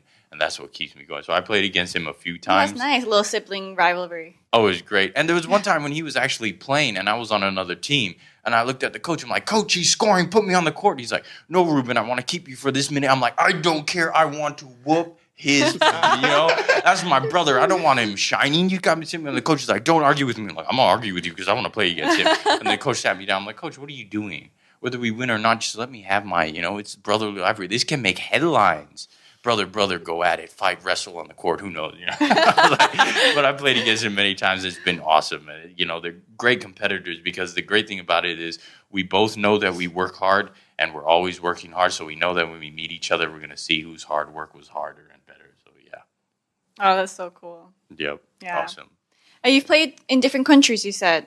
So where have you played and what's the experience in other places? And compare it to Thailand as well. Oh, wow. Well, first thing I say is the level of dedication in these athletes is different. They look more in shape. Where are we talking about? Oh, everywhere. Really? Everywhere, even as close as Indonesia. Even Singapore is similar to us, Malaysia too. But you go to Indonesia and the Philippines, it's different. The level of dedication that they put to being a professional basketball player is at a different level. And I tell you this, as much dedication as they put in, Thai athletes almost beat them. Oh. And we barely even know how to play. We don't go to the gym, we drink beer, we smoke, but we can almost beat them. So I'm like, guys, don't you see that if you put a little more dedication, you can be the best in Southeast Asia and you compete against guys like China and Iran and beat them if you put in the work. And they're like, I'm like, bro. And I'm so mad because this is a team sport. I can score 30, but we're going to lose. I'm like, you guys need to have it too. I can't be the only guy, Right. But then I'm like, that sort of, but so overseas, they're stronger. They're more in shape, probably not more skilled and don't have better coaches and trainers. But the athletes individually are more dedicated. So in the long run, 40 minutes, they beat you. Right. and they continue to beat you because they have that fire in them to whoop you and kill you by 50. So I played in Hong Kong, I've played in China, I've played in Iran, I've played in Japan, and no matter where I go, these athletes are just that much more better because they're that much more dedicated. And I got to tell you, Thai athletes have talent. Like, basketball players are talented, but they don't got that work. And then, of course, the training, the conditioning, the coaching comes involved too. But same with Muay Thai. They're great, but they slack. Yeah. I mean, shoot, who can kick like Thai guys? I ain't seen no foreigner come in, and I watch occasionally. I kick. You get some guys that are really talented, like foreigners that come in and they're just beat the hell. But they work hard for it, Yeah, and they look like it. And they come in with the attitude. You can see their face like, I'm gonna kill you. A lot of them get beat up, but some of them actually do, and they look pretty good. So yeah, it's just that. How great do you want to be? How good do you want to be? Like Conor McGregor, whose story, he was a plumber. And he said, screw plumbing, I'm going to come and be one of the best. And from the moment he started training, he said, I'm going to be in the UFC and I'm going to win belts.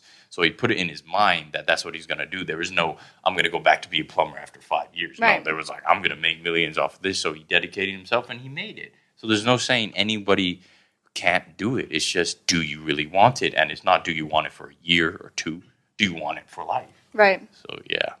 The thing is, I think in Thailand, the reason most of the athletes they are not really putting the work is like most of them are so used to Thailand. They're comfortable. Yeah, they're comfortable in Thailand. They think if they go abroad, it's going to be a bit more of challenge to them.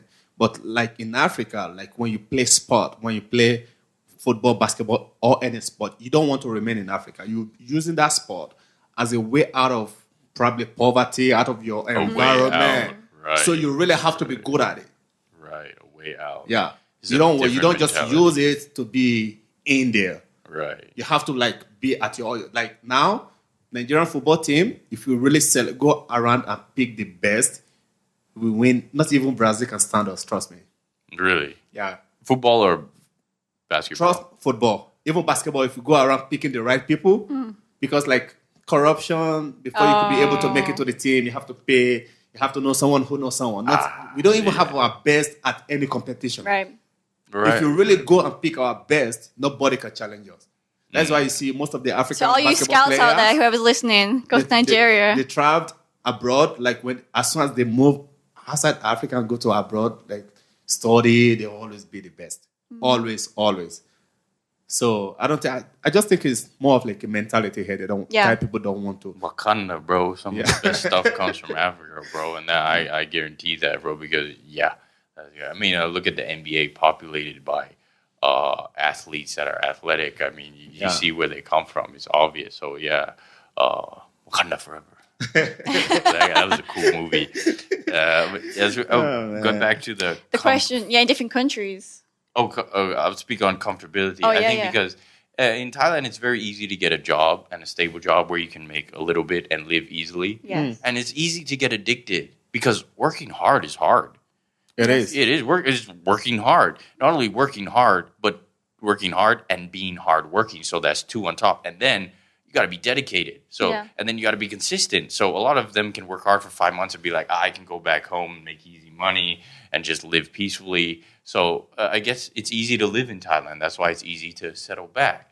But for me, it's not like I had a choice. The only choice that was left for me is I either go back home and help my parents with teaching or English or study. And I'm like, that's boring. I don't want to do that. And then I saw the future. I'm like, look how much he's making because he's playing basketball good. Yeah. I want to play basketball good. And then I put in my mind, I was like, why can't I do that? Why can't? He's a man. He got 2 feet, 2 legs, one brain, one heart. Why can't I do what he can do? If not as good as him, why can't I make it to that level? So I put in my why can't, and I've been there ever since. So I was like, I don't want to fall back. I don't want to be comfortable. I want to be comfortable living in Los Angeles with a mansion. I walk outside. I got a 200-meter pool. I don't care how big. But, that's comfortable for me. Yeah, you vision it. You know what you want, and you're going to go out and get it. I know exactly what I'm going to get. And that's what makes a great athlete is you know what you want. You have your goal, and you're doing whatever you can do to reach that goal. Yeah.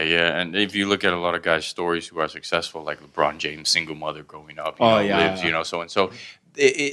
You're put. There's a fire built inside of you when you're young that makes you want to achieve something different. So that's what pushes you to the next level. And if you're not born with the fire and you don't see it when you're young, you can create it. If Exactly. you really want can it. actually create it. Yeah, you can create It just depends how much you want it. Exactly, How bad you want it. Do you want to live easy, or do you want to live easy with $1 million, couple dollars in your bank account? That's really up to you. Me, I prefer to live that way. So I'm going for that way.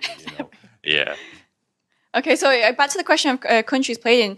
So you said about the athletes, but how about the crowd? How about the popularity of the sport? Oh, they support their athletes and their country and their team like I've never seen. I looked at them. I'm like, stop cheering them so much. We're leading. Stop cheering them. I would look on the court. I'm like, yo, cheer me. I have a couple points in my basket. Cheer me. And they're like, okay, we'll cheer you, but this is our team. I'm like, but they give their team so much support, and it's amazing that I love. Like Indonesia, I remember playing in Indonesia. Indonesia looks like it's a country trying to come off poverty. Yeah, it's so spread out. But I went to the basketball game. I was warming up, had my headphones on. 20 minutes later, I take it off. I'm like, Reuben, you're starting. I look up. I'm like, holy moly, where these people come from? Yeah. And they pay to get in. And they got drinks. They got popcorn. They're like, Indonesia. Wow. The whole 8,000 people chanting. You get 500 people chanting, that's loud. They got a couple thousand people chanting. Wow. And then my teammate, Dave, he knocked one of the guys down. And the crowd went, ooh. Not like, ooh, like that was bad. They went, ooh, like, we'll mess you up. Come meet me outside, bro. And Dave was like, oh, shoot. Dave was helps the guy up. Yeah, Dave helped him up. And the guy was like, no, I'm okay. The guy was like, I'm fine. And I was like, Dave, you about to die, man. I'm not your friend. You're walking out alone.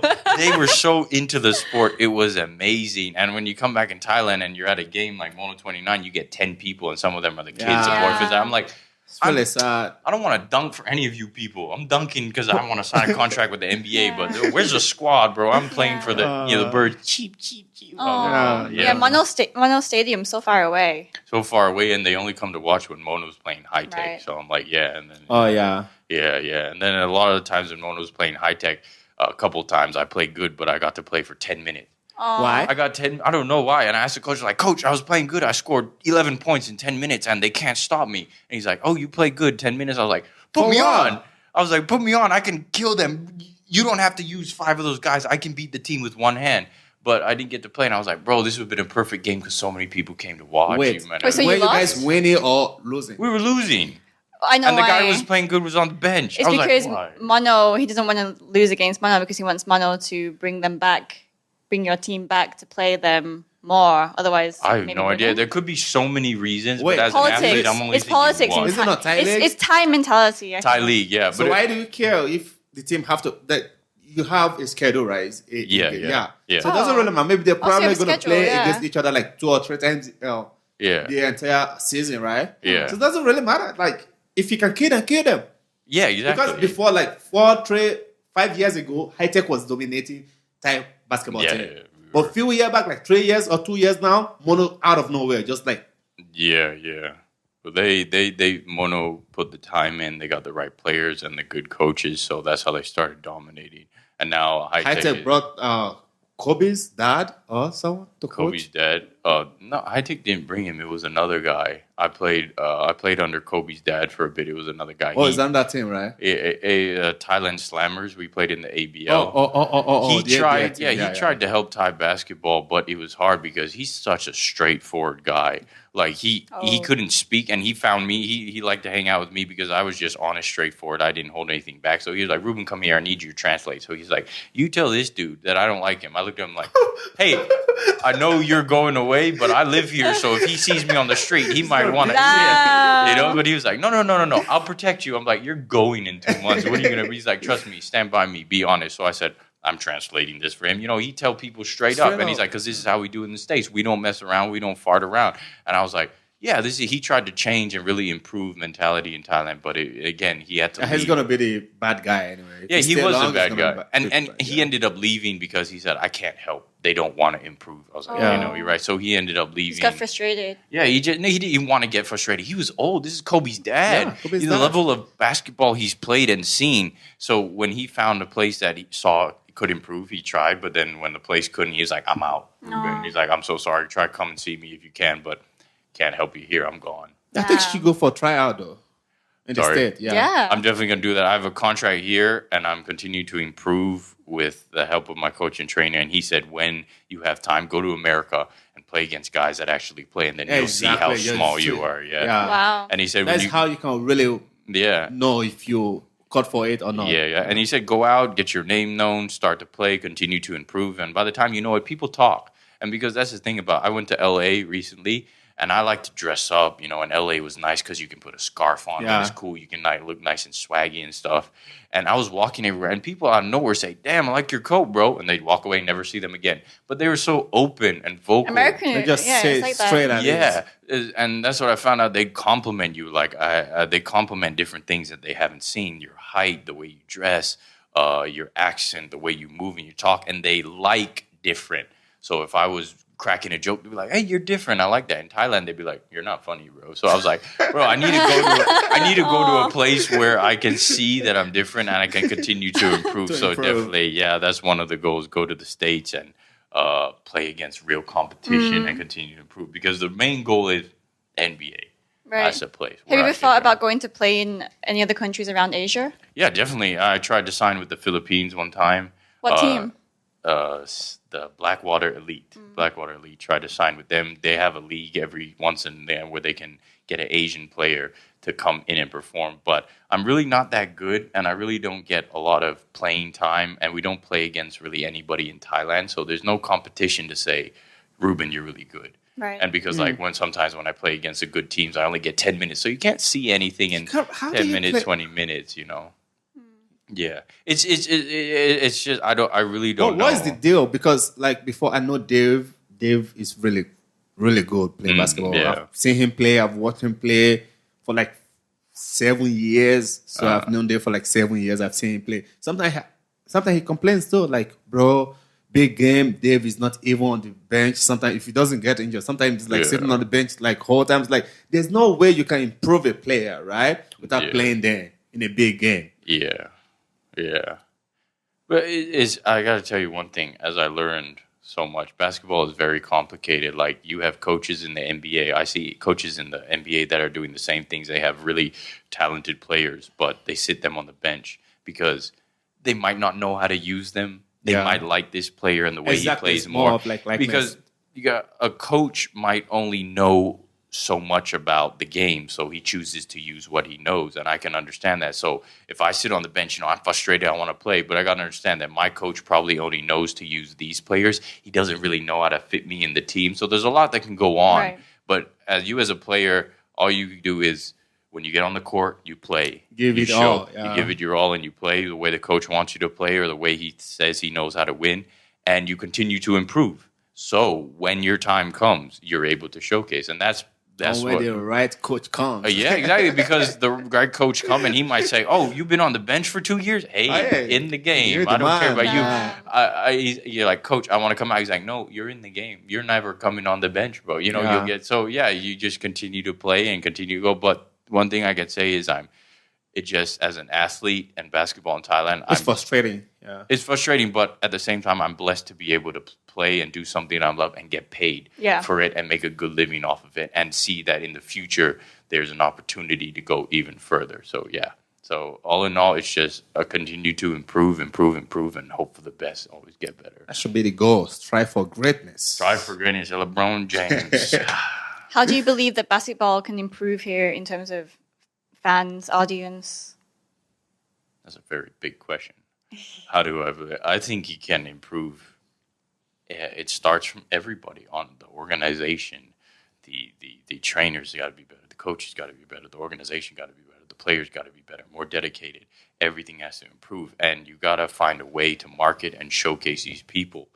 You got to find a way to get them going. And it's got to be the athlete. Like, you can only do so much, but if the athlete isn't there, it's hard. You can get, this athlete's great, great. He gets on the court, he doesn't perform great, So much has to be done. You got to train your athletes to be marketable. People got to want to come see that guy because he's got orange hair. I want to go see a guy wearing orange hair that flies around the court. I want to see Dennis Rodman. Maybe he has a new piercing. Maybe he has a new colored hair. I want to see Michael Jordan because he'll do a 360 through his legs. You know, you got to find something to entertain people. People love entertainment. They go see Muay Thai because they know some guy's going to get a broken jaw or lose a tooth, you know. If it's entertaining. Maybe educate the people on what it is as well that they're seeing. You know? Educate. Yeah, you got to educate them because a lot of people don't know what basketball is. You just have to teach Thai people that showing off on the internet is not the best way. It's not the only way. I mean, it might be the best way for but not the only way to have fun. Yeah. There's things you have to engage yourself I feel like they in. don't really get so excited about things, you know. They get so excited about discounts or a new coffee shop like Krispy Kreme. They line up the other day. And bubble tea too. Crazy. Yeah. They gotta be able to create a hype around it some way or another that has people in line. So there's so many ways you can learn. Honestly, you go to a country like just go to America and just ask the guy that organizes the beer, the popcorn in the stadium, and the events and how he gets it done, and come back and do that in Thailand. You're going to spend a lot of money to get it done, but then you'll have people coming because people don't go to the game to watch the game. People go because they can get drunk at the game. Yep. They can drink beer. They can bring their girlfriends, their wives, their children to watch baseball, soccer, all that. So, yeah.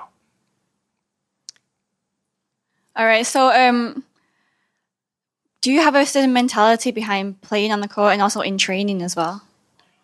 A certain mentality. Yeah, like your mentality. Like, so if you have, well, of course, you have down days. You feel good some days. Do you feel like you have to motivate your fellow players? When you're going to play a game, you're like, okay, like you said earlier, you feel like, okay, I have to go and kill this person. He's not my friend on the pitch. Yeah, you know, on the court. Sorry. Every day you got to strive to be better one way or another every day, because if you have a gift, you got to work hard to improve your gift, and you got to continue to fight because nothing's given. Everything is worked for. You want something, go give it up. My trainer told me, he's like, look down in your hands and open them. He said, what do you see? I said, nothing. He's like, that's exactly what you're given. Nothing. You're giving nothing. You want anything? I like this trainer. Yeah, I love him. He's so hard on me. I dislike him so much. Like, he's my enemy. But he teaches me, and he's like, so awesome. He's like, that's what you got to do. So when you go to practice, I don't care if you've known them for 10 years. They're not your friend. Destroy them. You're looking to get better because your dream is the NBA. So you got to do what you got to do to get to the NBA, and don't care what anyone says or feels. Go at them. Apologize to them after so-and-so. If they don't like you, they don't have to like you. You are going to be great. So I was like, so that's the mentality you have to have. He said, no matter what you do, I don't care if you're reading a freaking book, you're going to be great at reading. You know, that's what you got to have to do. Such a great mentor. Yeah. Wow. Hopefully he'll come back to Thailand and maybe you can meet him because that guy's a book of knowledge. Like the people he's met that he tells me, if you know IBM or Dell computers, he's met the people that own Dell computers. Wow. He's been to their houses. If you know the Disney cartoons, Aladdin, and Snow White, the guy that makes the music, A Whole New World, Alan Makins. Yeah. He's been to that guy's house. He's best friends with the guy that produces Alan Makins. You can go look up. He's been friends with that guy, and he still knows the guy. So this guy's known. He worked with people, a liaison to White House presidents who teaches them courtesy and manners. Damn. He's known the woman. Wait, so how did you two meet? He's 70, so he's done with life. He's had so much going on in his life. So he just happened to be in Thailand, and then people introduced to people, and he came to High Tech to organize a seminar. Wow. And I met him, and I was injured, and he told me what to do with my injury, and it healed. So I was like, this guy's smart, so I want to see what else I can learn from him. So he taught me, continued to teach me, and I said, and then he said, do you want me to help you with the rest of your life? And I was like, well, big question. Wow. What can you do? He said, well, I'll show you as we go along. The proof is in the pudding, as he said. I don't lie. Yeah, I'll show you. So he continued to show me, and I continued to stick by him. It's amazing. Yeah, and he didn't want money. He's like, I don't want money. I want to show. He saw something in you, you know? Yeah. Well, he saw something in a lot of people. And honestly, there's been so many guys that have came and trained with him. Yeah. His name is Jimmy Jackson, by the way. Jimmy Jackson. It's a dope name. Yeah, it's a dope name. His name is Jimmy Jackson, and he trained so many people. But all those people came for 2 months, 3 months, and then left. Oh. He said, you're the only guy that stuck around, Reuben. I don't know why. You a dumb person or something. But I don't know, or you just don't have anything in there. But you stuck around, and you allowed me to teach you. Because a lot of the times, it's just so much that he wanted to teach me. And it's hard to accept these things because it's hard to, say that, you got to get up at 5, Reuben. Yeah. You got to get up and you got to train. You got to rest. You can't go out drinking. You can't do this, so and so. You got to be dedicated, Reuben. Are you that dedicated? And he nailed it into me. I said, yeah, I'm dedicated. So he said, okay, you're dedicated, and you got to continue to be dedicated. I was like, oh, man. I feel that's kind of the law of attraction because, I mean, you're in Thailand right now, and obviously this Thai society don't feel that. But from what you're explaining to me, the way that you pursue everything, like you needed something like this, or this person. I did. I thank God that I bumped into him or he ran into me or something happened that we met, because I had dreams ever since I was young to accomplish, and he's here now and he's making them possible. Wow. So I guess it's just a blessing to have someone in your life like that, because I know so many people have dreams and they can go through life and they don't ever meet that someone. So I'm just blessed to have him there and have him helping me. Oh, that's so awesome. Now I can go, and now my dreams are even brighter in my head. I see myself, I like to play the guitar. I'm not really good, but I see myself. I imagine myself, being Ed Sheeran, 50,000 people and stuff like that. And I imagine myself taking the last shot in the finals of the NBA. And he said, that's possible. Stay dedicated. I can teach you. As long as you stay dedicated, I can bring you there. Do you try and share this mentality with your fellow teammates, or is it difficult? You can bring a donkey to the water, but you can't make him drink. You can bring any animal to the water, but you can't make them drink. So you can show them the gold right over there, and it can be 3 months journey. So they can walk a month and a half, and they can give up. It's up to you. I can show you the goal, and you can have the goal, but it's really up to you. Like the lion said in Aladdin, touch nothing but the lamp. You go in and they touch something but the lamp. Now, if you want your goal, you can get the genie, but touch nothing. Don't you touch anything. Go get your genie. But if you touch anything, you get sidetracked, you're gone.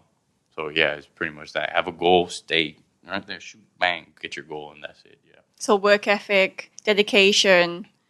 Continue to learn, remain humble. You do not know everything.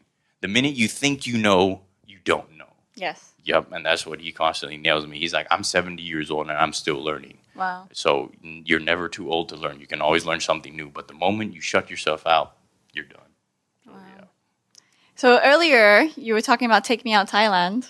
We were. Yes, we were. First of all, explain to people, what is Take Me Out Thailand? I don't know. How do you describe it? What kind of show is it?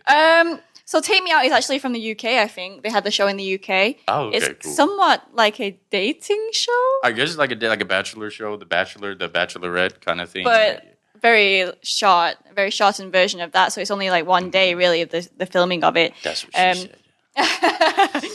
It's one person, so a guy or a girl, and there'd be 30 other people. So say me, there'd be 30 men. We don't say you. You went on the show, Okay, so tell us your experience. So there's 30 men, and there was you. Yes. Right? So I've explained, because I have a different feeling, because I went on the show and there were 30 women. But how do you feel as a lady going up and the 30 men there that are looking at you like saying, can I devour you?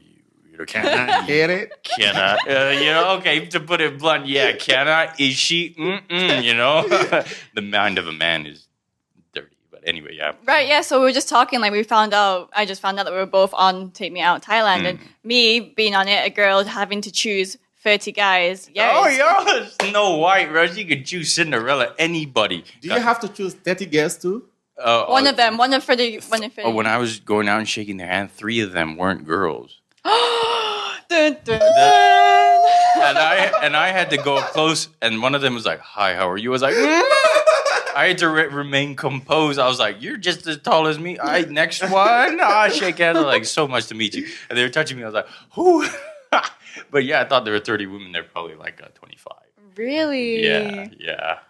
So I was down to 25. Oh, I think in the UK it's really legit. Like people go to that show and try and find a partner, because they get, as soon as they find someone, they get to go on holiday to like some island. And yeah, I got to go on holiday too. Really? Yeah, when I found my partner, I got to go. How much do you get paid? I didn't get paid much. I really enjoyed the experience. Yeah, mine was more for the experience also. I wasn't looking for a date, to be honest. Yeah. Like the people on there were not my type. Yeah, I don't get, how did they pick people to go up there? Because I went up there looking, I thought like, you're going to get the best of the best. I go up there, I'm like, there's about 2 of you that I would actually consider. Yes. But that was in my mind, like, how do you think of these 30 women? Like, all the gorgeous women. Woo. And like, what do you think of him? They're like, oh, so. But I was like, Okay. Well, How about when you first walked out? Were all the lights on or any turned off? yeah, well, all the lights were on at first. I think maybe 4 of them turned them off at first when they said, "How do you like his look?" Because I went out there. If you get a picture of it, I had a beard. I kind of looked like Jason Momoa. I was not as big, but I had my beard like when he was in Game of Thrones. Oh I my didn't God. have it all twisted, but I look all scruffy, and it just doesn't work for Thai girls. No. They don't like it They at like all. the pretty boy look. Yeah, they like the Korean sort of look. So but only 4 of them turned off the lights. So they waited to hear my intro, and they're like, they asked him, I don't like your beard. I'm like so-and-so. And the guy on the show was like, he can shave. Can you shave? I'm like, yeah, I can shave. He's like, but you like your beard? I'm like, I love my beard. But it depends. And like, see, he can cut his hair. And so they're like, no, I don't like it. He's too tall. It's like, yeah, if you think that's an obstacle, then good thing you turn off your light, bro. Because there's so much more to me than being tall that you don't know. Anyway, what about you? When you came out, what was it? Did they all stay on? They were like, yes. Yes, all the lights stayed on. So what happens is when you first walk out, make your appearance, the 30 people have a light in front of them and they would choose whether to turn it off or leave it on. If they turn it off, they're Right. not interested. So yeah, when I first walked out, they were all on. Damn, son. Wow. Damn, son. She fine. She probably struck that in here. She was like, okay, boys, let me see now. What you got? But then when I started talking, because I can't speak Thai that well, some lights turned off then. Bro, just because she can't speak Thai, she's how picky you can be. I mean, you don't even know her background yet. What if she's a princess? You know, Do I even needed to speak? Use sign languages. Anyway, yeah, so, Girls, we need to talk. Yeah. You yeah. don't need to talk. You don't need to talk. Just quiet. Honestly. Let me do it. Yeah, exactly. You don't need to say anything. That's how I'd be like, but a different type of guy. Anyway, okay, so continue. And then when you got to the intro, you told them you were into boxing, you did so and so, and they found out who you were. Yeah. So like the Pitigon, like the announcers, whoever, presenters of the show, they would say like I'm into Muay Thai, and then they'd open this video up, and it was my dad in the Muay Thai gym with all these fighters stood behind him with their arms folded. Oh, and yeah, then they hit that. so buzzer. many lights went Yeah, off. they ain't messing with that. Why? Because they're scared. For what? Fighters. Kick me in the.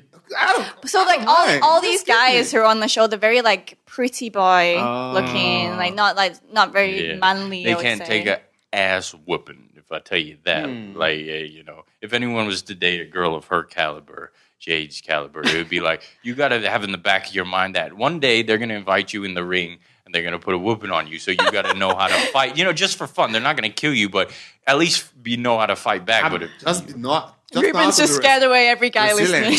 Don't just take the beat, come back next day.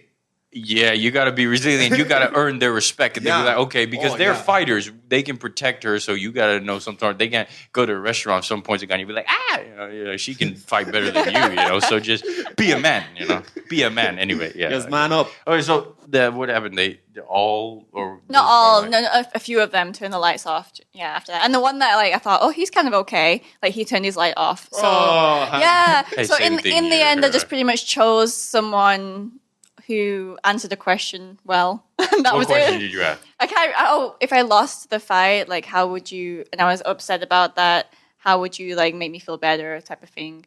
I can't remember what he said, but he just spoke with confidence. He spoke well, so I thought, okay, I gave you chocolate. that's fine. But like, yeah, after our show, we didn't go on holiday. We just went to like a coffee shop nearby, and they filmed us having a conversation for like 10 minutes, and that was it. And just take the money. Oh. Take the money and go, and So then coffee if shop? you Amount of trade, money. so little, and then Yeah. like you trade phone now numbers, and that's I've it. knew almost 5 people who went to the show. Do you want to take me out? Yeah, Yeah, I seem to three know of a my few. other friends went too. Sorry, I gotta. Okay. Yeah. I had another friend who's half Thai, Jason. He went on the show. Another friend who's half Thai.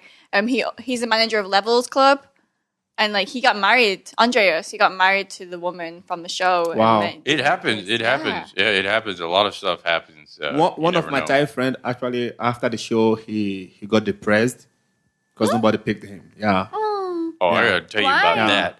I don't know, man. That was terrible. Just so there were 30 women, 29 of them shut their lights off for me. By the end of the, Why? I don't know. They had their personal reasons, and I didn't really know that they were gonna do that. So when they all hit the lights, bam, bam, bam, I was like, oh, my heart dropped. I was like, wow, 30 women. But then I quickly realized that there was one light on, and one of the girls I gave the roses to, kept their light on. She was like, oh, my light's on. I was like, hey, What it do? She was like, oh, this light just happens to be on. I was like, what it do? So we took. I went and got her, and I figured I'd get to know her because if you left your light on, worth a conversation or right. two. So you went to a coffee shop. Yeah. You know what happened to me? They took me out back to a little studio, and they had a list of questions where you ask, and then you both got to answer. And they asked me the most sexual questions I've ever been asked, and they couldn't so sexual that they couldn't put it on the Real Take Me Out show. They had to put it on YouTube or Line TV where you had to pay. What? And I didn't know that I thought these questions were regular.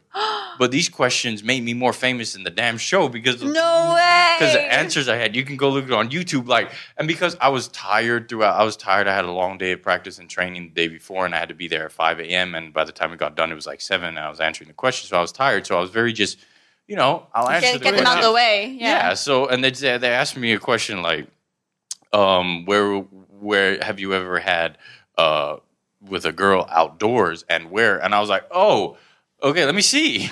And I didn't hold back. I was a teenager. Whoa. I enjoyed myself, and I had it in quite a few places, which Thai people did not. The only place you keep that is in the bedroom. Mine was at football pitch at night.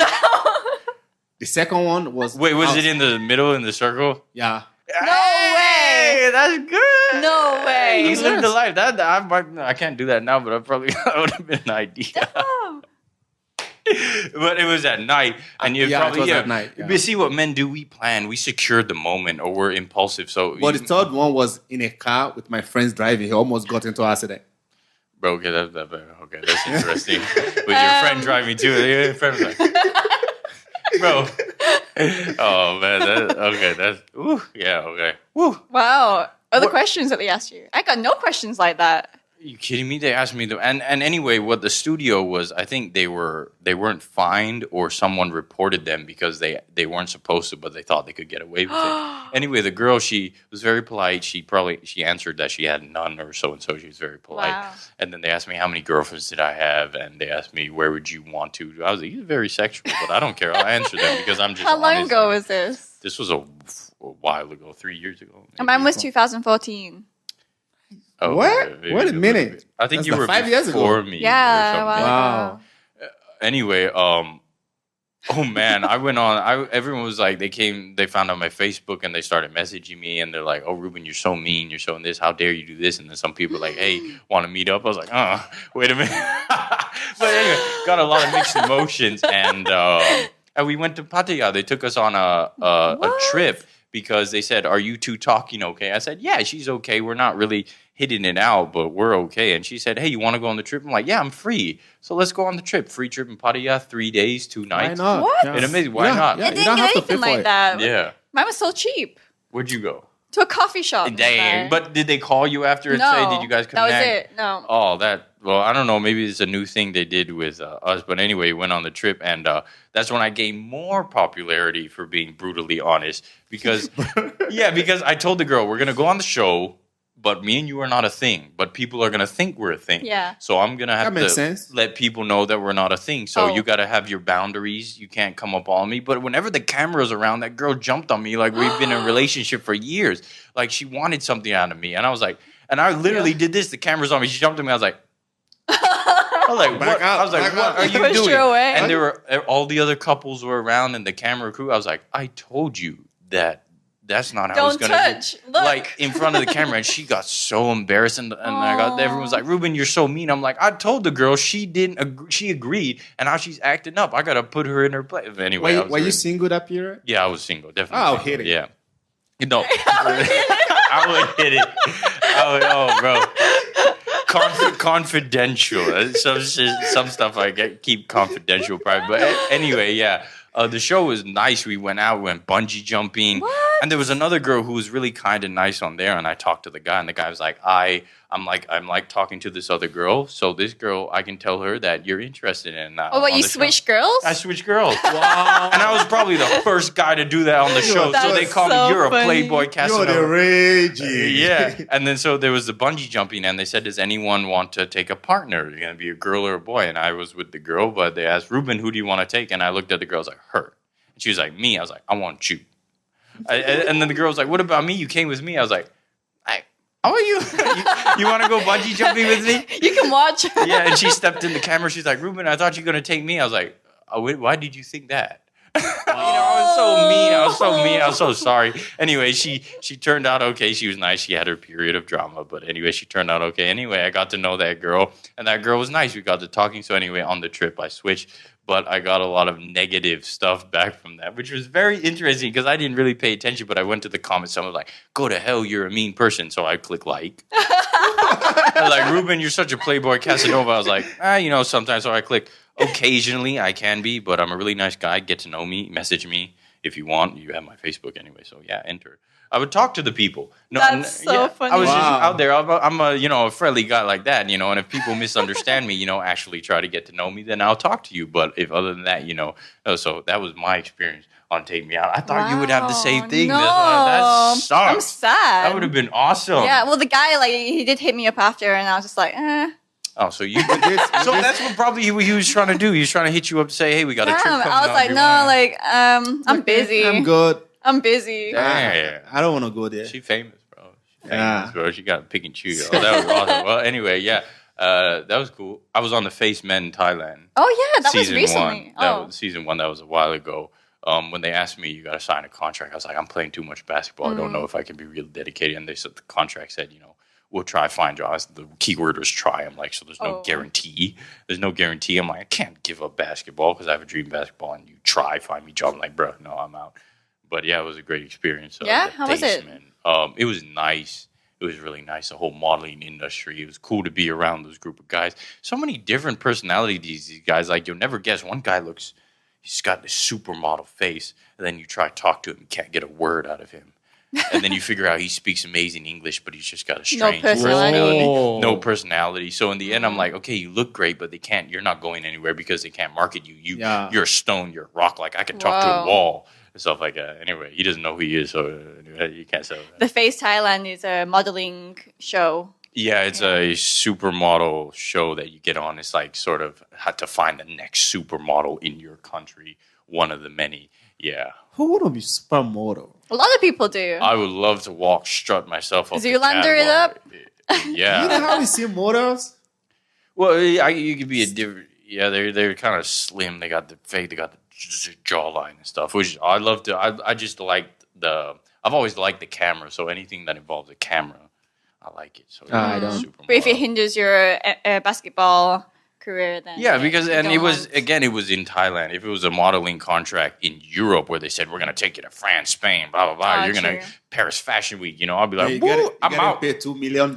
Yeah, I'm out. Yeah, I'm out. Basketball, goodbye. But I was like, no, I could still make it far in basketball. And the thing is, if you play good basketball, it'll open doors. Yeah, you can still you got so many athletes that are superstars now. LeBron James, Kobe Bryant, a lot of football players make it. They get endorsements. You get on shows. You get paid even more to be on the show because you're a famous athlete. So I'm like, if I play basketball really good, I can get that too. Right. That's what I think. They have Nike Thailand, right? They do. They should be doing that. Yeah, they don't really endorse. I was with Nike. Oh. They was with Adidas before. Nike. But he got dropped. He was with Adidas when he got dropped. Me and him were with Nike. But the thing with Nike is they were sending us only a limited amount every 3 months. But in order to really represent Nike, you got to give a certain player a lot of stuff. Like they give us one pair of basketball shoes. Oh. I'm like, so I got to buy my own Nike and I can't wear anything else, but you're only giving me one. It's not enough. Yeah. And can we sign a contract, negotiate a contract? They're like, no, we don't sign contracts. I'm like, what are you doing then? Nike doesn't sign contracts? Yeah, so I left Nike for Peak. But Peak was just starting. I left again with Dave, and the shoes weren't so good, so we left Peak. And then we sort of went around the place, and then Dave went with Adidas for a little bit, and then someone I knew who owned the team who brought Kobe's dad in, he brought Under Armour to Thailand. So he said, I want for basketball players, because Stephen Curry was huge. So he said, I need basketball players to endorse. So he thought of me, and he said, hey, you want to endorse Under Armour? I said, yes, sir. Wow. So that's how I got into Under Armour. Still with Under Armour to this day. Hey, Stephen Curry. They just lost, but I don't mind Stephen Curry. Still awesome. Yeah. But anyway, yeah. So how is the contract like? Good money? It's not money, but they give a lot of products, equipment. They take care. You get what you need. You get what you need, and that is solid. You don't need the money, but as an athlete, they give you nice shirts, give you nice workout pants, sweats, tight shirts, shoes, socks, and the shoes now are getting better and better. Yeah. Can you request? Yeah, you can go and you say, they come out with the new products, and now it's really great is they have your size and they got everything down. So now if they come out with a new product, you're the ambassador. We want you to wear this because it looks good with you, this certain product, and just take a picture of that. So they give you new stuff and nice stuff, which is great. So, awesome. It's been awesome to be with them. And they bring you out to events where you get to be on camera and you get to be on site. So recently, I think Stephen Curry, Joel Embiid, and a couple other athletes are coming for a tour of Asia. I don't know if I can go, but they had me post a lot of stuff where people can get a chance to go. You should request for that. Yeah. Should be able to be there. I might want to, but me personally as a competitive athlete, I want to meet you, but I'd rather play against you one day. So I'm working. You can meet them, and in your head you're thinking, "I'm going to kill you." No, because I want to play against you, but you're already my rival. I want to get to the part where I can play against Stephen Curry. Wow. I remember one time when we played in the SEA Games against the Philippines, they had this guy. I remember his name so clear in my head. His name was Romeo. He's like a nice back when he played. He got really good handles. And they said, who are you looking forward to playing against? I was the Philippines. And they're like, why? Because I want to guard that guy. I want to stop him because he's the greatest in the Philippines. And then they're like, really, you want to stop Romeo? I'm like, put me on the court against Romeo. I don't care if he embarrasses me. I'm going to make his life a living hell when I'm in front of him. And I'm going to go at him. That's the mentality. That's the mentality I want. And they're like, wow, I've never heard anyone with that mentality. I'm like, tell Romeo I said that. I don't know if they told him that, but the game against the Philippines, I didn't get to play. And what I got to play in the last 2 minutes. I don't know why. I don't know why. Again, this was a while ago. And then the game before, I scored 40 points. Wow. 40 points, 10. And then you get benched. Then I got benched for the last 2 minutes against the Philippines. What? It probably was my fault a little because I'm just blunt and I shouldn't have said a couple things. But I got playing the Philippines. They asked me, Reuben, you got 40 points that game and you only got 2 and played 2 minutes this game. Why was that happening? I was like, I really don't know. You got to ask the coach. I mean, I play and, I just really went. They're like, how would you feel guard Romeo? I'm like, Romeo, if I find a court outside, I still want to play against you, bro. And I still want to play against it. My mentality is I want to play against the best. I want to beat the best because if you're the best and I can beat you, I'm the best. It's the best way to learn as well. Yeah. So that's. Some people might call that ego, but I don't think that is ego. That is your own competitive nature speaking.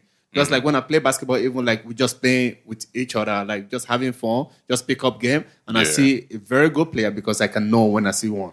Right. I really, no matter if you're playing point guard, center, small forward, power forward, I want to guard you. If you aim higher, you're going to learn. And I believe when I put my body on you, you're not going anywhere. Right, yeah. If I give you good defense and you score on me, I don't regret shit because I know your offense just beat my defense. Yeah. It was good defense, so I don't really regret it. And 100% of the time, if the guy you're playing against is a competitor, he'll appreciate you. Exactly, yeah. He'll probably be like, hey, thanks for going hard at me. Because I play one guy, he's like, I don't know, he's like almost my height, but he's a little bit shorter. As like my size. I was like doing everybody's dirty and was like, let's play one-on-one. When I play one-on-one, I kick his ass. I was like, bro, I'm a point guard. I was like, I don't know. I thought you were small forward. Right. No, he was like he was nice, shoot nice from far. He's in Thailand? In Thailand, yeah. What's his name? I might know him. No, it's not. He doesn't play in Nelly. No, I played against guys that don't play in the league. Yeah, I play with a bunch of Thai guys I actually have a game this night. Oh, really? I hang out with a lot of dudes from Cameroon. Patrick. I know Patrick. Carlos. Hang out with I played against them a lot because they were the only competitors in Thailand. Yes, they go hard at you. Yeah, they go hard. Yeah, they go hard, and that was fun. That's why I played against them. They were physical. I play with Willie too. Sometimes Zogo, Zogo's a character. He talks so much, man. Shout out Zogo, bro, my man. I got some moves on him though. Yeah, he's funny. I played on his. We had a tournament recently, and I played on his team, and he's a fun guy. He's like a small. He looks like a turtle. He always go at everybody. Yeah, but he's a decent little player. He's fun too. He's an actor now. He's doing a lot of acting. He's my guy. Me and him, we talk a lot, and he hooks me up with jobs. Like he messaged me, hey, Reuben, there's a casting, so-and-so. So shout out my guy, Willie Zogo. I'm looking to be famous like you one day. I'm trying to get into acting, too. He plays a real nice gangster in a movie that's coming out. I love gangster. Thai movie? Thai movie. Yeah, he plays a gangster. He's getting in there, and he's a little nice gangster guy because he looks mean when he's on there. So he's cool. So Willie, my man. Does your team have any schedule to go around Asia this year? No, just in Thailand. Just within Thailand. In Thailand. Right, where the league just started last weekend, and then we have a game. Like I said, 4 games on the weekend. So I'm on Thursday, so 4 games. But when I get back to training and that, I'll be there. Yeah. So no, overseas. Yeah. And you said like once you finish this contract, you intend to go to the States and try out over there? During my contract now, while I'm free, I tend to go get experience and go get my name out wherever I can, talk to anybody who knows anybody, and continue to improve and learn. And I really want to see where I'm at as far as my experience at my level of basketball, because I might be good in Thailand. Yeah. Step out of Thailand, I might suck. So if I step out of Thailand, I suck. I'm like, all right, got to come back and work even harder. If I score 30 points easily in Thailand, I need to score 60 in Thailand easily to be good. Yeah. So much more. So that's what I really, really, really want to learn. And then the dream is to make it to the NBA. Really make it to a team where I can play, perform at my best, and make a good amount of money. Yeah, because if you're a good player, it doesn't really matter. For 4 or 5 years, you will be rich in NBA. Exactly. So, You even if you sit on the bench, you know how much those guys make on the bench. It'd be so cool to have a Thai athlete out there then. Oh man, I'll be on Instagram. You're probably going to be the first. Yeah, that's my goal. That's my goal. I want to be the first. I'm like, if we can bring an American import to play here, why can't the NBA bring a Thai guy to play there? You just have to be good enough. Yeah. They don't care about the money. I think NBA is working around every continent to just pick the best player. They've been here. They came to Thailand, but they haven't seen anything. They have 3 on 3. Yeah. Yeah, the 3 on 3. Yeah. I think Thailand is not really promoting basketball enough to attract the interest of NBA. But right now, NBA is going to open an African league as 2020. Yeah, they are. Asia should be the first. India, Asia should be the first continent because they have China.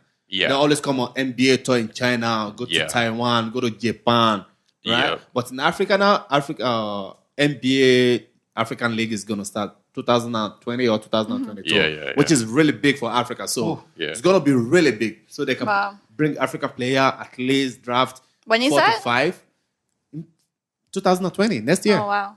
Cool. And the thing they already appointed the president. Yeah, and the thing is, you got so many athletes from Africa that have made it already. Yeah. So it's exactly. motivation. So like in Asia, we have only the Chinese guy Yao Ming. And Yao Ming is not really pushing it. So we're only bringing the ex NBA player to China to play. We really have to expose the entire. But Philippines doing great job though. Yeah. Oh, they are. Yeah, the Philippines is crazy basketball. They love their basketball. It's amazing. I watch basketball over there. Yeah, the stadium's they don't have talk about aside from this guy in Cleveland, it's half Philippines, half American. Clarkson. Yeah. Aside from himself, he's the only person right now. Yeah. But what Philippines is doing, if they know you're good as a basketball player and you want to play for Philippines, you get naturalized instantly. They don't wait. They don't wait for. They don't care about that. Yeah. Yeah, that's which is really big. Yeah. And shout out to the Philippines, because when I went to play there, I remember playing against Kazakhstan, and I had a breakout game. I played so well against Kazakhstan to the point where the people that were in there, they started watching the game. They didn't really pay attention because they didn't know nothing about Thailand. But I made some moves against these guys in Kazakhstan. They're a big team. Wow. They're not really skilled, but they were big, and I played well against them to the point where the Philippines. They love the sport so much that they started cheering my name. So that's how much they love the sport. They just like to see good basketball. And they don't care who you are. They cheer Russia if it's good. They'll cheer anyone. So that's the thing.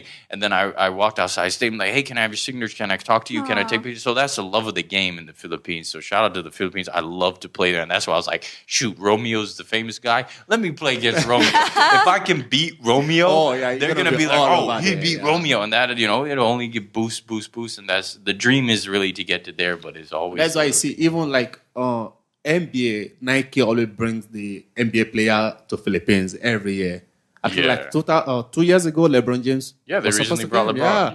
Yep. So they always bring big names, NBA player to come to Philippines, because they know Philippines league is improving and basketball is really, really famous in Philippines. It's just so popular, But Thailand is quite different though. Very different. The thing that I see, it's possible to make it to the NBA. Anything's possible because, like you said, the NBA is looking for players in Asia. Exactly. And I'm so surprised they can't find players in China. Sorry to cut you off. NBA actually trying to make history. They want to be if they see you good, they bring it to the NBA. So you will be the first Thai player playing the NBA. Good for money. Yeah, good they for play market. into this liberal idea that inclusiveness. Everybody wants. They have to include every race, every country. Yes. They actually brought a guy from India that only just get drafted and sent to G League. Yeah, 2 guys actually. Yeah, 2 guys, a couple guys. So they'll be like the first Indian player to play in the NBA. Yeah. It doesn't really matter if you play; you're getting paid anyway. Yeah, exactly. That's what fight promotions do. Like one championship, they have like fighters from all over Asia, all different countries, because they know that they can hit the target audience in that country if they have someone from there. You see the Jeremy Lin breakout, Linsanity.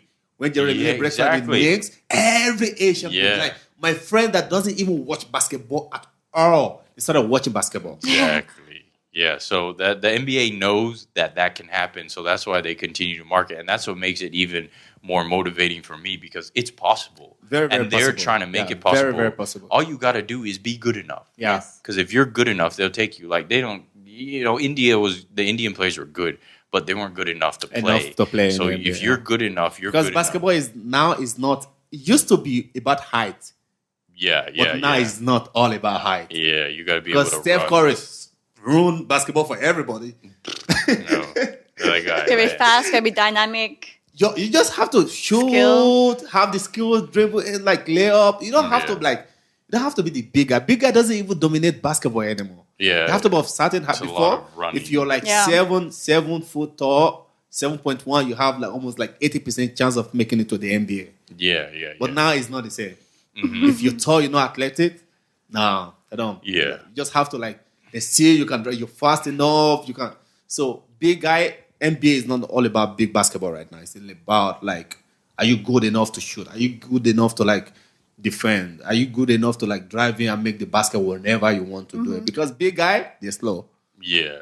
And even being good enough now, sometimes you don't even get to play. Like, as good as Curry is, he's amazing. Like that's why he's on the court. The other guys might be good on Golden State. They're good players. They're good. Because Curry is so good. That he's just that good. That's the level of basketball in America is so high and competitive, and that may be why a lot of players from China and Europe really can't make it because they play in their country so well. But when they make it to the NBA, they really can't make the competition level. But European player they're having good profile in NBA right now because if you pick the right one, it's gonna be huge.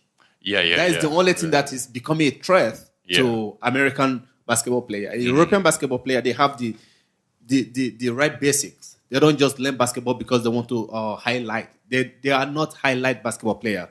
Yeah. They follow all the steps like dribble, shooting, they shoot right. Everything. They did everything right. And if you pick the right one, trust me, it's going to be like, it's not going to be the best NBA player, but it's going to be like at least above average.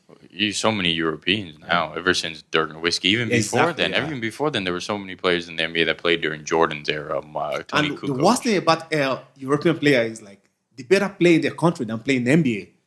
Oh, they're way better, of course, because that's the competition level. That's a competition level because they're already superstars in their country. They're so good. But when they come to America, you got 20 people.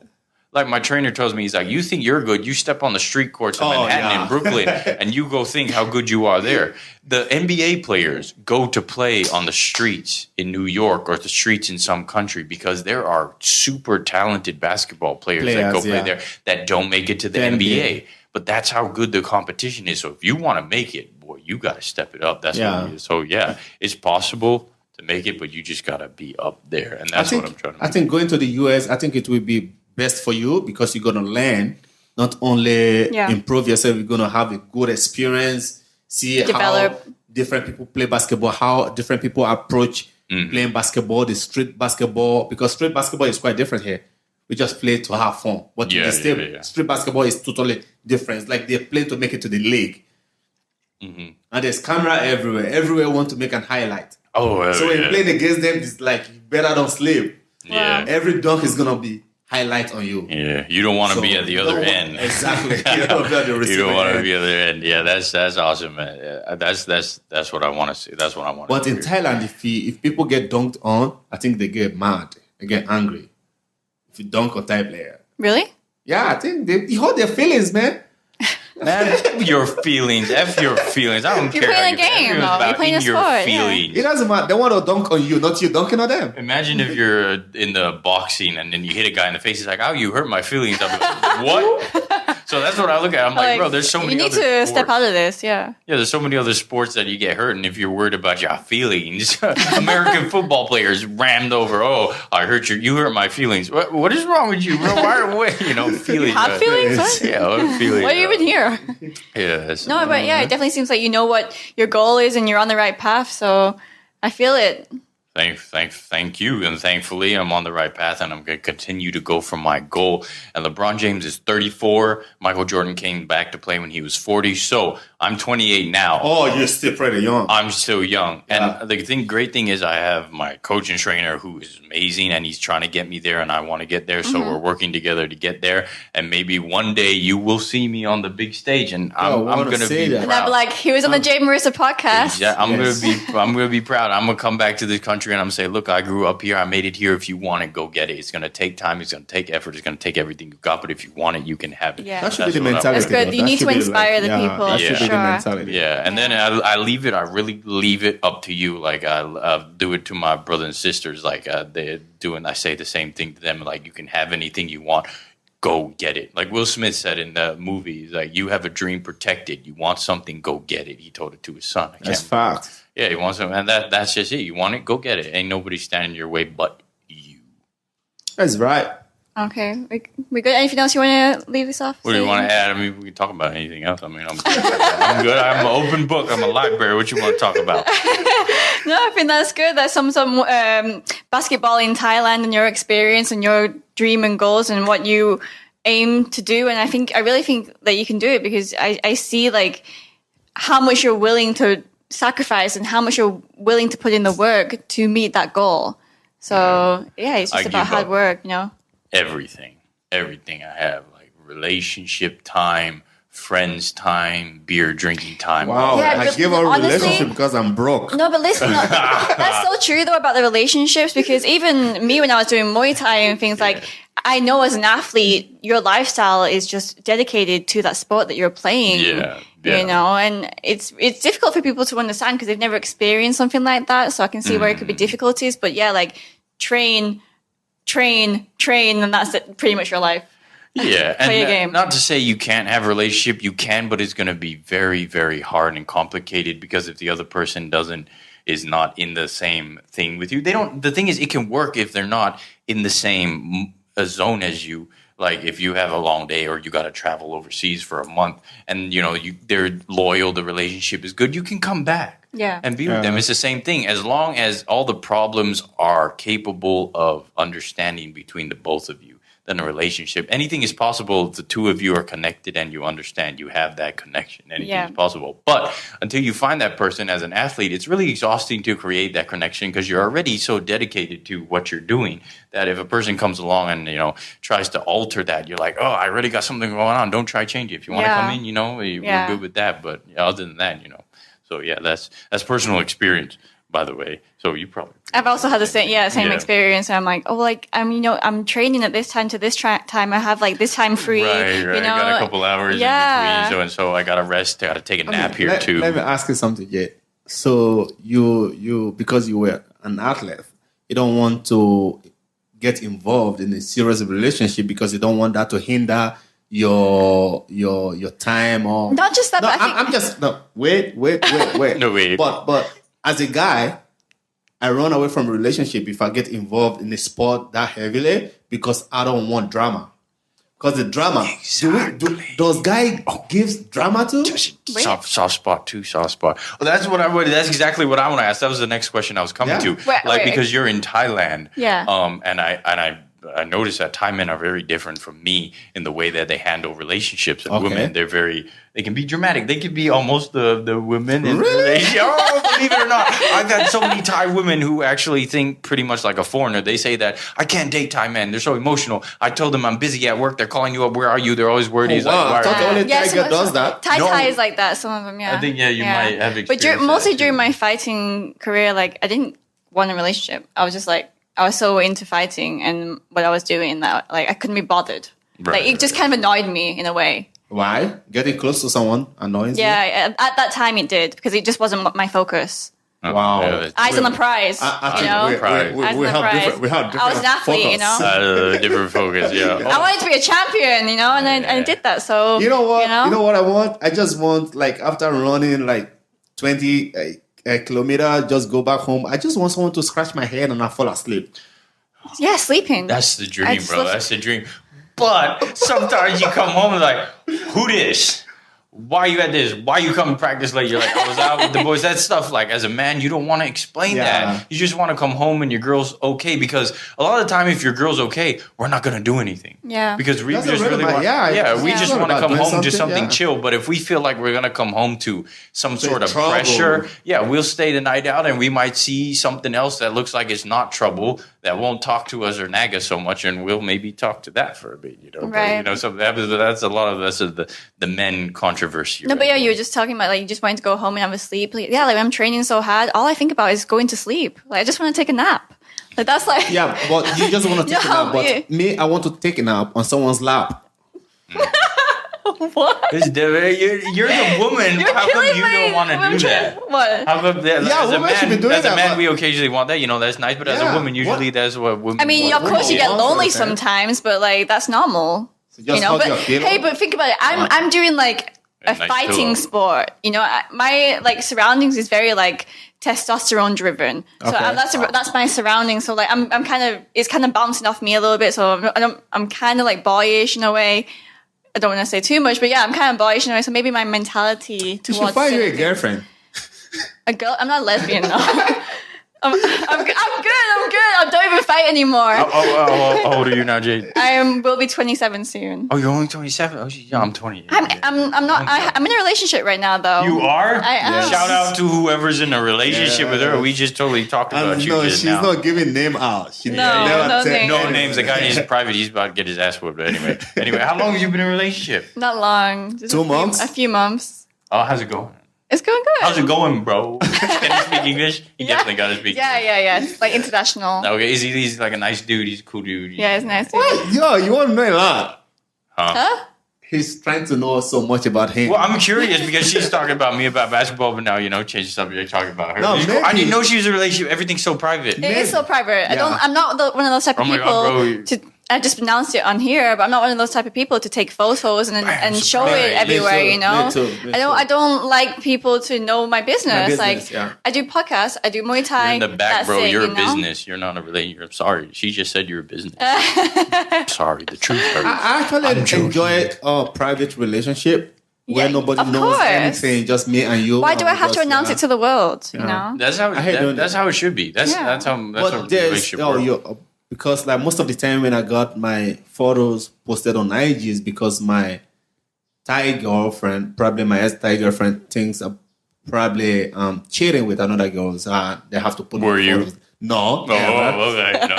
No. No. No. And they have to do the same thing. So I was like, why do I have to put your photo on my page? All right. Yeah. Why should I do that? It's a Maybe they're security. insecure and yeah. it's like an You're ownership good type looking, of thing. bro. You know? They want to show you to the world and make sure ain't Hey, no girl talking they to my want to man. show you to the girl. Like, Yeah, no, it's don't to the come girls. Like close, he's don't mine. come Exactly. I own him. Exactly. Yeah. They worry Come that close, if you're yeah. anywhere without them, some girl might be like, he's single. But it's strange. Like, I've never found, ever since my college days, I don't really find a girl that will come on to a man. Usually it's a man that will make the first move. Yeah. So I don't know what a woman is so worried about that another woman will I come swear on. to God, like I used to say this, like if a girl comes to me and is like, "Yo, bro, I like you," we dating.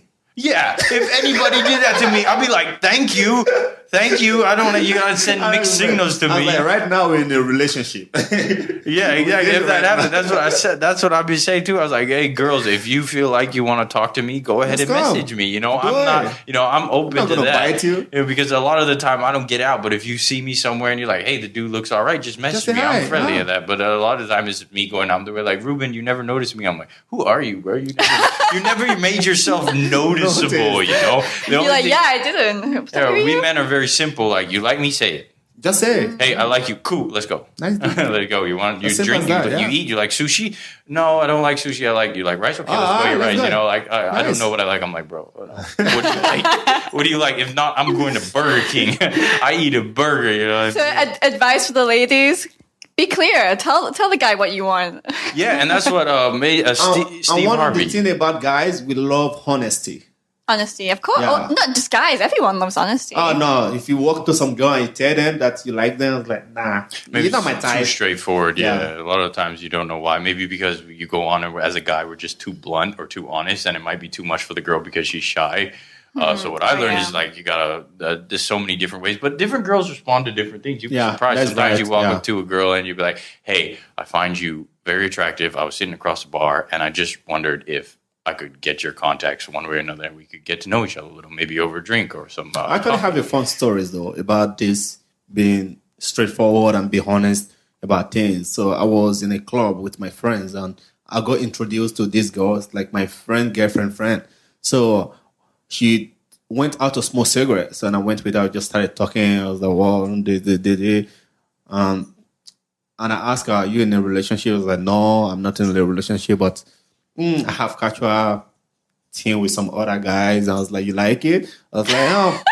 You like she it? might like Yeah, it. I was like, some. Just a little. Yeah, I was like, and she was like, sometimes, not all the time. I was like, how would you feel 1 hour straight and you. And she was like, what is this conversation? Okay, go on. just wait. I'm trying to censor it. You ever have this type of conversation with anyone? No. Surprised you hang around a lot of men, you know? Yeah, I hear some crazy stuff. Yeah. And I was like, how would you feel? We go 1 hour straight and she was like, let's go to your place. I was like, okay. Yeah, you never straight know. up. Yeah, straight up. I swear to God, straight up. Because a lot of the time, you know, you get a lot of mature girls who are not up for drama. Yes. They don't want to. They just want you to be straight. And yeah, you might be the nice guy, but they're like, hey, listen up. I'm not looking for it. You down? We good? I'm like, oh, shoot. Okay, yeah. I'm a good dude too, you know? And I'm like, I'm back in the country 2 months later. You're like, okay, cool, you know? And they're like, yeah, I don't know. So it really depends. And that's what you run into sometimes. Yeah, sometimes some girls are really unpredictable, you know? Sometimes you just have to say it. Yeah. But sometimes you have to keep it. Yeah. Really, it's a guessing. It's a guessing you just have to know the right moment to do it. It's a guessing game. But as for me, and probably for you, Joel, like if any girl's interested, just come up and make themselves Just say known. exactly. We're going in a relationship right now. How we date you? Yeah, like hey, for a couple of months. Are good? And then you leave the choice to us. If we say no, don't feel bad about yourself. You know, don't feel like you did something wrong. No, maybe it was just a wrong moment, a bad timing, or you never know what could be happening, be going on. That's why we said no. But might just try again. 4 hours, 4 months later. It's like, oh, bring some alcohol and you're good to go. You got me on that. I know. I remember this one girl. She was Chinese and she was cute. Like she was in the university. I was in master's degree. I don't know where she came from. She couldn't speak a lick of English. Oh. She couldn't speak English at all. But she was gorgeous. And then she was running around the track. And one of my friends says, "Reuben, I dare you to go talk to her." He looked to his left and I was gone. I was like, I'm going there. I said, hey, excuse me. And she was like, whoa, what are you doing? She's like, talking. I was like, hey, do you speak English? She's like, and she just ran away. I was like, you're coming around. I'm going to get you the next round. So she ran around. I was like, hey, look, I don't speak. I could speak a little Chinese. So I said, I don't speak Chinese. I like you in Chinese. I can't remember how to say it. I said, I like you. She's like, 谢谢. I was like, no, not thank you. Yeah. I'm trying to get, okay. So I showed her my phone. I was like, WeChat, you know, I'm trying to get you. And we go, 吃饭. And she's like, oh, no, she's ran around. You're coming back around again. I'm like, I'm not going to give up. See, that's what the thing. Like, so funny. If you like, because they will say no, and you never know because they're scared, they're uncomfortable. But if you have more time, you make your intentions known and you just be polite because the girl might be shy. And some girls, she's probably just caught off guard, so she was a bit shocked at the moment. Yeah. So like, she's probably running the rest of the track around thinking, what's going on right now? Some girls just throw the word out there, no. Yeah, exactly. That's like, they no. just throw it it's like a because defensive first thing. instinct, they're They scared. see you're relentless. I was like, okay. Okay, maybe give him a chance. I was relentless with this girl. I went like my relationship. Really? Oh, here we go. Back to it. Oh, okay. So, how did this happen? How did this courting happen? Is he involved in your? No. He's not. First time she's gonna talk about this. Oh wow. I'm not telling you any name or what he does. Oh, you don't tell me the name of what he does, but he's not involved in Muay Thai. So, how'd you meet? DMs, bro. But okay, I gotta say that a lot of people might think that's negative. She's not being honest. It's like pretty much one that's of the way of the world right now. Yeah, exactly. You know? It's like, hey, you look cute. I'm in Thailand. You want to hang out? I live here now. And they're like, okay. I don't do that. Actually, You don't? What do you do? no, I it don't wasn't like DM. that. You don't DM? Don't DM. How do you don't DM, bro? I don't know because I have this phobia of rejection. I don't want to be rejected. And if I DM you, don't respond. Rejection is inevitable. It's gonna happen. I mean, that's why I don't take a chance. Like if I see you one-on-one, Relationship advice. right? I will just talk to you. But DM you and then these days, a girl will screenshot a DM, post on social media, and Okay. just go bullshit. Like Yeah, But I'll tell you my happens so story many- a little bit. Go ahead. So he does some type of business, and I thought we are just gonna meet up for a meeting I was And talking he was about. like, "Yo, my business." And you're like, So I thought it was a business meeting or something like that. I even took my proposal for what I was doing at the time, Female Fight League. you proposed on the first date? my PowerPoint slide, to show him my works and stuff like that. And then I didn't think anything of it. And then later we met up again. I thought it was a follow-up meeting. He took me on like a surprise date.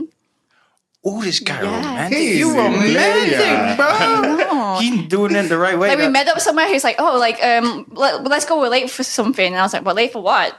He's like, "The event." I was like, "What are you talking about?" He's like, "Just come." So like I went in his car. Dude, oh man. And then we went to this really nice event and and then we just got along that night. Had some drinks. Got along. Not like that, We had good conversation. And then later on, I'm like, this is strange. Like, what just happened? Like I was confused within myself. I was like, Wait, he took you on a date you didn't know it was a date? at the beginning, I didn't. I thought it was a follow up meeting because it was just in the evening. I thought after work. Man, Joe, this guy took her on a date and she thought it was a follow-up meeting. How obvious. Yeah. So but after that, he's like, I want you to be my girlfriend. Like later on, I was just like, no. Like wait. Like He's like, let's- no. I was She's like, like, I was no. like, no. Not like, happening. Slow down. Wait, how long was this? 2 weeks, 3 weeks? Yeah, maybe something like that. We met up okay. a couple of times. I was just Yeah. like, slow down. And he's like, no, I want you to be my girlfriend. I was like, let's just get to know each other first. Oh, And then the next talking week I'm like like, a dude right now. Yeah. Let's get to know each other. yeah. And then the next week I was like, he said it again. I was like, okay, fine. Like that's Okay, it. fine. Persistence. Yes. Persistent. Yeah, he's very Relentless. persistent. He took her out. He's like, we're gonna get. That was cool. I was like, okay, bro, cool. Cool. You tell him about your back, just for safety purposes.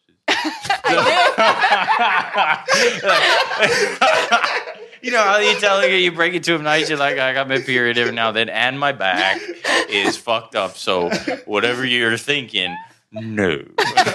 Yeah, a little bit. Hopefully that don't ruin the relationship. Anyway. Yeah, so there you go. That's the end of that story. That was a short story. Wow. It was a That short cool. story. Jade's relationship. I didn't know. All he posted about is Muay Thai. Yeah, I know this. If I see Few that weeks guy, ago. I'm screen capturing him. I'm like, bro, hello, what you up to? Oh, shit. Oh, this is funny. Oh, Okay, man. cool. So are we good? You want to shout out to the ladies? Shout out to the ladies. I don't know what to shout out to the ladies. Joel, shout out to the lady. Well, You got a girlfriend? I'm behind the camera. I don't have that. I've been single for almost a year. By the way, Joel is very, very handsome. Oh, Good thank looking, you. ladies and gentlemen. Yes. If you ever want to get to know And me, Robin just, is very, very handsome. We'll He's right we'll in front post of all you. the social media links on the at, video. at email, Gmail. And, Thank God I have to edit the video, so I know what to put out there. Oh yeah, he does the editing. He's the producer guy, so you know he's the guy behind the camera. Yeah, so nobody's gonna see me, and nobody's gonna see me. All right, okay. So are we good? Anything else? I don't know. Are we Ah, good? I Up to enjoy you guys. I enjoy conversation. Y'all What want else? to keep going? What else do we have on the topic? I don't know. I can't think of anything else. Have you dated any female athletes? I have, yes, I have. I dated. Wow. I dated quite a. Did I date quite a few? I have went out with quite a few. Yeah, the basketball players, a volleyball Wanna name? player. Oh. I can't give out names. No of some of them. names. Yeah, I No can't names. give Where out did names. they play? They played in Thailand. Which school? Not going that far, bro. He's getting little by Trying little. it. No, He's I dated trying. athletes, and it I was. might know somebody. It was easy. It was very easy and it was comfortable because step one, there was no explaining you need to do. Your athletic times are your athletic times. It was, hey, I got a training. Okay, Yeah. that was it. Yes. Miss you, love you.